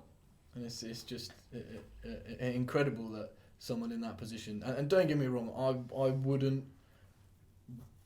Well, I probably wouldn't want to put myself in that position in terms of politician. Elected to do it, Like, so I wouldn't worry. That's what I mean. And do you know how little they get paid? Like I know, like say the Prime Minister, I think he gets what, like 100 grand a year. It's 150. And don't get me wrong, 150 grand is quite a bit of money, but to run a country, have the weight of a whole country on your shoulders, it's not worth that much. Can I ask you something? If you're worth 712 million, yeah, would you take a job for 150 grand a year? So I've had this argument before, and because it goes in a back way, to power. So in a way, you're doing right, it to benefit yourself and others around you. You exactly that. So you wouldn't, because you're only getting 150 grand a year, you're not doing it for money. Mm-hmm. So the only way I would want to do that role is if I didn't have to worry about money. Do you know what I mean? And obviously, big Rishi, he doesn't need to worry about the money. So once you acquire a certain amount of wealth, we're still in the rat race type of thing where we need to accrue wealth to be able to ensure our survival in the future. However, once you have accrued that wealth, then money is irrelevant. Mm-hmm. It comes down to properly living your life and achieving what you want to achieve in this life, irrelevant of the money. And so for him, I get your PowerPoint is... That's all I can think. It's power, or you're doing it for your own self-gain and the gain of high-powered people around you. Yeah. You're like a pawn in the system. I know I'd argue politicians probably are. Or he could be doing it for the good of his community, or I know this is very rare to ever see this in the world and through history and stuff like that. To make a change. Yeah, something cliche as that. But like maybe he is like, I don't care about the money, I'm a nice bloke. There's not many of those about. I genuinely want to do this to help people. I'll tell you one thing I find interesting. So like literally every Prime Minister we've ever had. I don't think Blair was Oxbridge, but they've always been like Oxbridge, which is the highest echelon of intelligence, arguably in the UK. Education, not intelligence. Well, I presume they have very high. I would genuinely, sadly, believe they score quite high on the IQ scale. Yeah. But yeah, you're quite right. It's purely education. So, if you met someone and you're under the impression they're Oxbridge, you're thinking what, top 0.2% brain power. I know quite a lot of Oxbridge people. Some of them are scarily bright. Like, us three, we seem like fairly bright guys, right? the way we form sentences, the language we use, the ideas we're exploring, blah blah blah. I'm thinking of a couple of people just scarily intelligent, but for the most part, a lot of them are actually clearly very well read and book smart. They're dumb. No common sense. And you look at Liz Truss. Now, I think with Liz Truss's mini budget, the idea was fairly sound. I do think tax is too high in this country, X, Y, Z, but the timing was shocking. Yeah. But when you listen to her, when you listen to her ideas and her sentence structure and her language and the way she would deal with questions from journalists, and she was not intelligent. Boris is clearly very cunning and intelligent. He's a very good actor. Yeah. Very good. And he plays the fool. Plays the game, man. He plays the fool so well. Spectacularly. And then just he demolishes plays people. idiots so We're well. talking about the thing that reminds me of Liz Truss is she gets asked. So she sacked Kwasi Kwarteng, who was the one who got blamed for the budget. He's also at Oxbridge, by the way, I believe. Lives in Greenwich. Anyway, enough of the boring facts. So she's being interviewed a few months ago. She was at this point she'd resigned. Yeah. And they said, "Oh, do you stand by like your budget?" And she goes, "Yes, of course, I stand by it. I had the British people in front of my mind, and it's what I still believe, and I would do it again." And they said, "Oh, and you agreed, you ran your budget through with Kwasi Kwarteng, and you were both on board. Yet Kwasi's a great guy." And then there's that rumour, allegedly, that they had an affair. Oh, okay, I didn't know. And I have it on good authority that might be true because I know someone that works in that industry. Because I know Oxbridge. No, something else. Someone who works in government for the Tory party. Anyway, and the journalist goes, "Okay, so you were happy with the budget and you were happy with Kwasi Kwarteng." "Yes, absolutely." "Okay, so why did you sack him?" And she just goes, and just pulls one of her like stupid faces. You know what it is? He played her so easily. I can imagine she got a lot of pressure from the West. Yes. Maybe, I don't know. 100%. I don't know. Man. Oh yeah, right, yeah. Do you know what I mean? Because what she was doing was World economic. was attempting because there's a theory, isn't there, of if you reduce taxes, then it actually increases the tax revenue income because people have more money to spend, which means they invest more, which means growth is higher. Yeah. Now that could, in a way, lead to higher inflation. If you can. However, it would also bring a lot more prosperity to the people that are involved in it. Because for example, for me as a business owner, people don't talk about this. They see the increase in the corporation tax from 19% to 25%. And they think, oh, it's only 6%. No, it's about a 33% increase in tax. So that's from the 19 to the 25. Yeah. So that's a third less revenue. Yeah. My business is going to be able to retain, which means reduction in investment, which means I need to. You might have to freeze the wages you pay out. Freeze the wages. Charge more to customers. I have to charge more, customers. which increases inflation. Yeah. I run the risk of when I increase my prices, of losing customers, which could affect my business, my employees. Put employees out of work. Exactly, all those types of things. And as you say, it reduces the rate that I could expand my business in order to generate more revenue, which would then pay more taxes. Government should incentivise work and incentivise hard work. 100%. So that you really, man, woman, and children should be working, but man, woman and young adult who works keeps as much of their pay packet in their pocket as possible. Because then they can spend more into the economy. Well, that's the thing, the majority of people... It helps with mental health. And the majority of people are not just going to be stockpiling cash. The people who are going to be... Spenders. They're going to be spending it. And even if you're stockpiling to then buy a house. Yeah. You're Which not the government makes stamp duty off of. Yes, precisely. Yeah. You're not going to be stockpiling it just to stockpile it. You're going to spend it on something. Yeah. Well, it's the whole point of cash is, I have conversations with many people. My brother one, he's very frugal, doesn't like spending money, and other friends and people like that. But money, there is only one use for money. Yeah. There's nothing else you can do with money. Well, you can sit there and look at it, but it doesn't. You can sleep on it or make a bed out. Exactly, it doesn't actually burn it for warmth. Yeah. Okay, there's a couple of uses for money. There's only one real intended use for it. Buying goods. And that is for buying goods, transactions. Yeah. And if most, during the war and places like and times like that, when everything was scarce, and there was a high level of fear of what could happen in the future, people saved because they thought, well, I need to save because I need to worry about the rainy day, blah, blah, blah, blah, blah. In the society we live in these days, we know that the majority of things are safe, and we've got all the provisions really that we need other than daily food to live our daily life. So saving money, especially the way inflation is going, is almost a waste of time. Governments hate savers. Yeah, and so the government savers are no good either. Yeah. See, when I save money, I've always got a goal in mind. So I'm saving Yes. at the moment because I want to buy additional property either to live in or as an investment, and I put it in stocks and shares ISAs and lifetime ISAs and all that crap. So you're right. Until the government hate me until I go and make that big ticket purchase, right? Mm-hmm.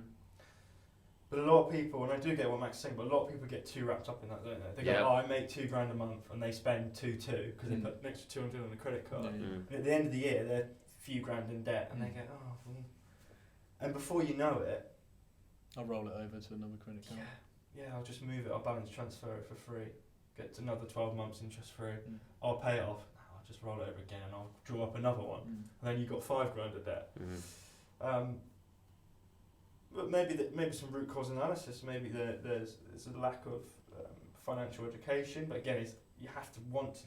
You're not taught that, are you? So if you want financial education, you're going to need to seek it yourself. And most people probably don't care. And that's their decision. I respect that. Even in economics and business studies. Economics. Now, I studied both of those at A level. Now, disclaimer. I didn't finish my levels. but 2 years. Yeah, exactly. Yeah. Ungraded. Coming from a business background, I was absolutely amazed that they don't really talk about profit, loss, profit margins, or P&L. Any of those balance sheets, any of those types of things that you really need to learn in terms of real economic understanding. Yep. That's because they want you on PAYE. Exactly. They're creating employees, which I don't understand myself, because business owners, and this is what I was thinking about it today. So politicians always the ones talking about, like, we're going to create jobs and blah blah blah, do all this. Well, the only people that actually create jobs are entrepreneurs and business owners. The ones that create an entity that will bring in enough income to employ someone to pay their wages. Saying that though, who's the biggest employer in the UK? NHS. Yes. So is I know what you're saying, and so that would be government. But without the businesses that aren't government run, paying the taxes, the NHS can't. The UK relies on SMEs. 60% of the workforce works for an SME. I think it's huge. Most people. I don't. You guys SME don't. being small businesses, small and medium enterprises. So like electricians, small law firms, small anything. Yeah. So you be an SME. Yeah. So the people who work for him. So they're the lifeblood and backbone. So yeah, if you tax them more, you're basically shrinking the economy. Yeah. In my opinion. And as you said, you're de-incentivizing or de-incentivizing? De-incentivizing people to do it themselves, which again has a knock-on effect to the tax revenue that's going to be there. Surely you want to incentivize it as much as physically possible, so people go out there and they start businesses, they create cash flow, they create tax revenue. I think I may be making this up, but I think we recently went across the midpoint whereby there's more people in the UK living off the state than putting in. Really? But that's not due to people on benefits. It's mostly due to the pension age. The boomers. So a lot of them live a lot longer than was ever planned for. Is a disgusting word because you're expected. You're wishing people to die young, and no one is. But you know, I found this out a few years ago, and it may be higher now. Do you know what the average private pension pot in the UK is? 40 grand. Yeah, very close. It's just under 50 grand. Really? What, to live on for 20 years? Yeah, so that's 2,000 a year. So your government pension is what, $9.50 a month? Fuck me. So most people live on their government pension. So my two grandparents on my mother's side lived on their government pensions. My grandma on my father's side lived on a government pension and had one rental property. She had no private pension. My granddad on my mum's side, he had a very small private pension. But again, it was the old school, the good way, an FSP, final salary pension. Yeah. Again, of course, they got rid of them because they can't afford them. So yeah, I'm pretty sure. If I've made that up, I apologise. But it But was I'm the pretty employer that paid the final. Yeah, yeah. So they can't afford it because No, of course not. oh, like if you got the bigwigs, if you got a bigwig that retires on 300 Gs and his FSP was agreed to be half, you're Yeah. paying him 150 Gs for for nothing, for Yeah. basically good service, and that's Yeah. great for him. But again, It's But such for a business perspective, it's such a waste of money. And when It's they've not adding value. again once they've increased the tax, then that business has got to then generate more Yeah. revenue in order just to pay for this guy who hasn't worked for 20 years. I'll say it now. I'm not confident that we will get government pensions. Well, we've spoken about this before. So, with the reduction, as you said, in the people paying into The coffers, basically. paying into the coffers, comes with a reduced standard of living for the people who are on these pensions that can't afford to live there, which means more people of a working and tax-paying age need to not do that and look after their family, which only further perpetuates the reduction in taxable income. Because they're looking after the older generation that can't afford to live with themselves, therefore they're not working and paying in. And it hasn't been that recent that they mandated private pensions as in law, has it? No, Hasn't it's been only that long. Because there's last obviously the 5 years. self-employed loophole. Mm-hmm. But apart from that, if you're employed, you have to get a pension. Yeah. And again, conspiracy theorists are saying, you know why that is, because in 20, 30 years there is no government pension. So governments are putting it on businesses. But then what are you going to do? The businesses are going to buckle, right? But that's another thing from my perspective or my experience is, as a business, I now need to earn more money, For pension. which means I need to either increase my prices or do more work. It's an extra cost for the business. So it might be a personal question, we have to clap. But so do you have a private pension through your job? Sorry, through your work? Currently, Yeah. no, because I don't earn enough money to be able to put into my own pension. My employees do. Yeah. That's because you have to. And you have a small private, you have a small private pension pot from old jobs, I presume, which might Yes, have a, yeah. From my previous sadly employment. quite a small amount of money. In. Yeah, I've got about 2.5 Jesus. for 8 years. But again, your idea might be down the line that you can release cash through the business. But and that's the idea for me, is that I don't want to. Well, I know I can't rely on the government pension.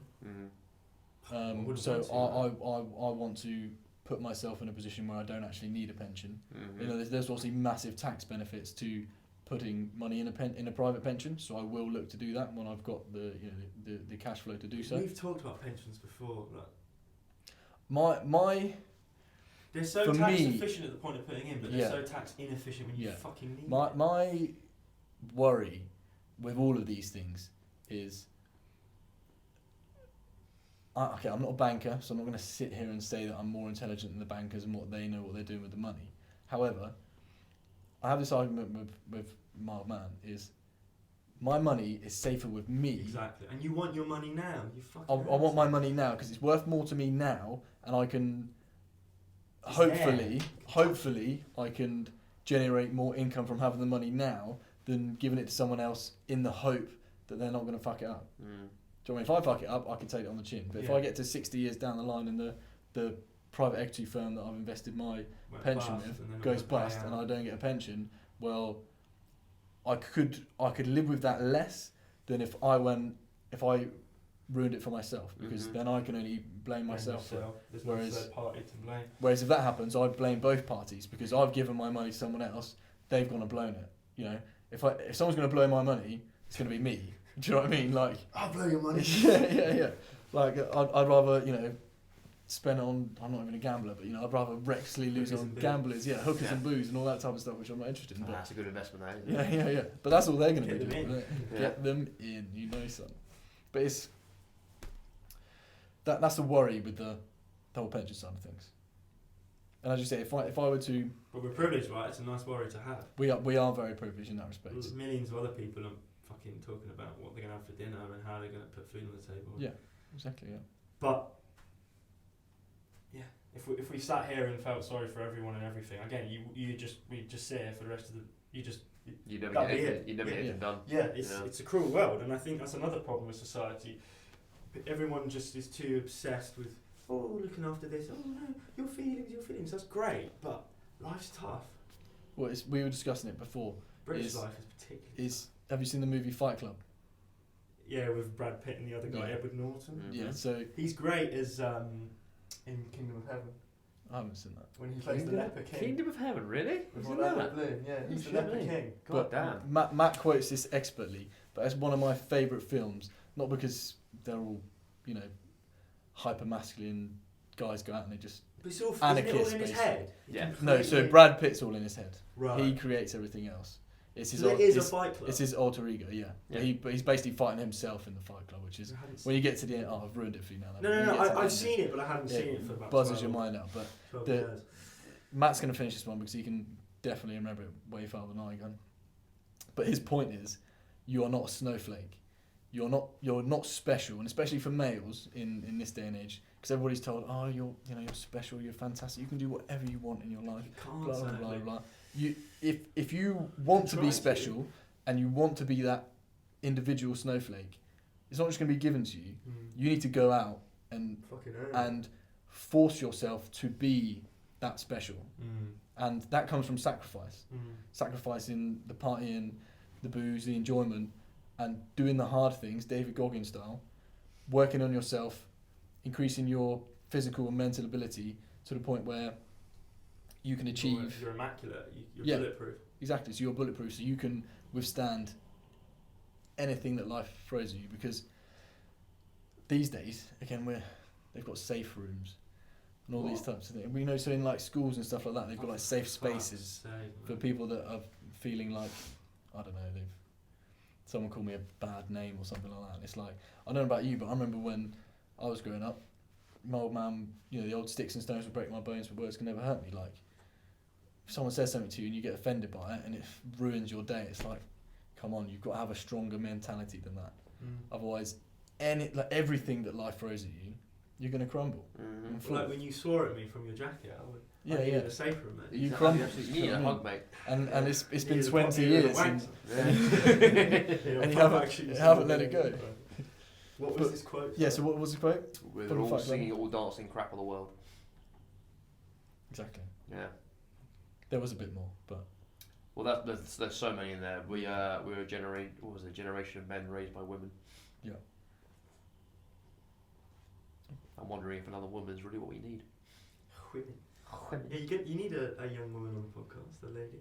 we will do. Don't you worry. You sexist bastards. Yep, that's us.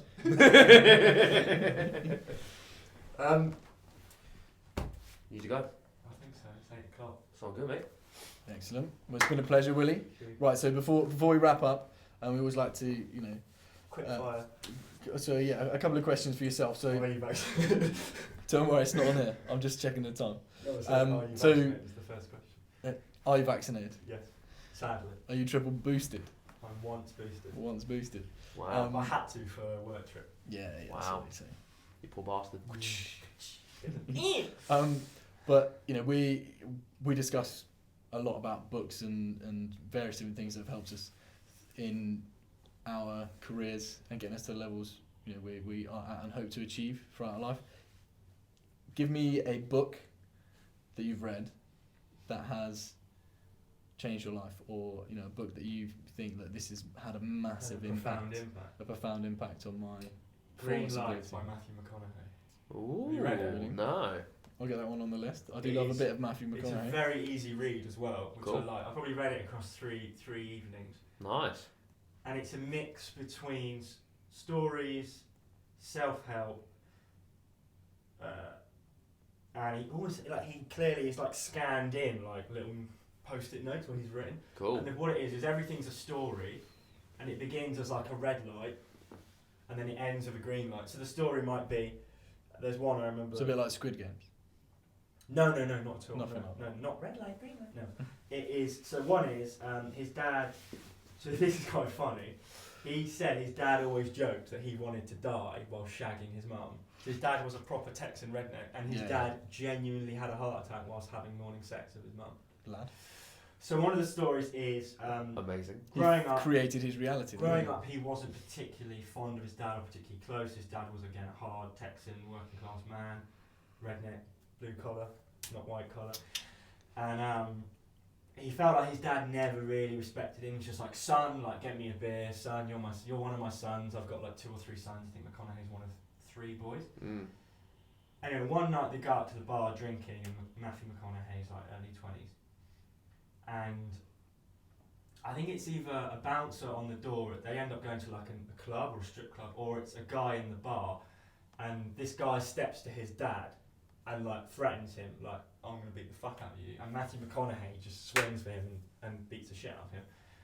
So he's saying, in that environment, I could have got seriously fucked up.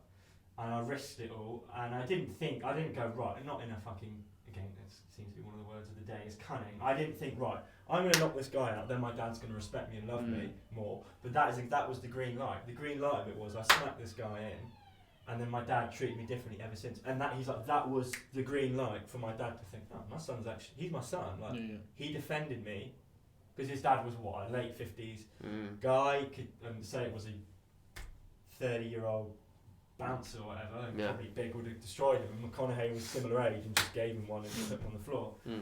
And that is one of the green lights. So he had another, my career was going great, and then something went wrong. And then the green light was how he turned it around. He's got ones like when he was a child and he ran away from home or something, or something to do with that. It's brilliant. It's so good. And McConaughey's hilarious. He is. He's a geezer. Yeah. Proper lad, proper boy. Yeah. I would read that. Okay. I've got it somewhere if you want to borrow it. Green Lights, Matthew I'm all McConaughey. over that. Yeah, for sure, man. It's a hardback, unfortunately, but I think you like hardbacks. I love a good hardback. Well, yeah. So thank you, Will, for joining us today. Alright. It's been a pleasure. I'm sure we'll have you back soon Maybe. Lovely to meet you, my friend. if you're lucky. Check with my PA. And that's See what exactly. about. Get it in. But yeah, so this has been the Just Discourse Podcast. What? I can't even say it. My mind's This is going. him stone cold saying, I know. I'll do it. He opened up. Thank you for listening to the Always Just Discourse interjected. Podcast, episode 5. Don't forget to like and subscribe. As promised, I will put his phone number, email, and address for all the bullshit he talked about. So hit him up. Give him a call. There we are. Right. Adios. Take Thank care. you very much, guys. Bye.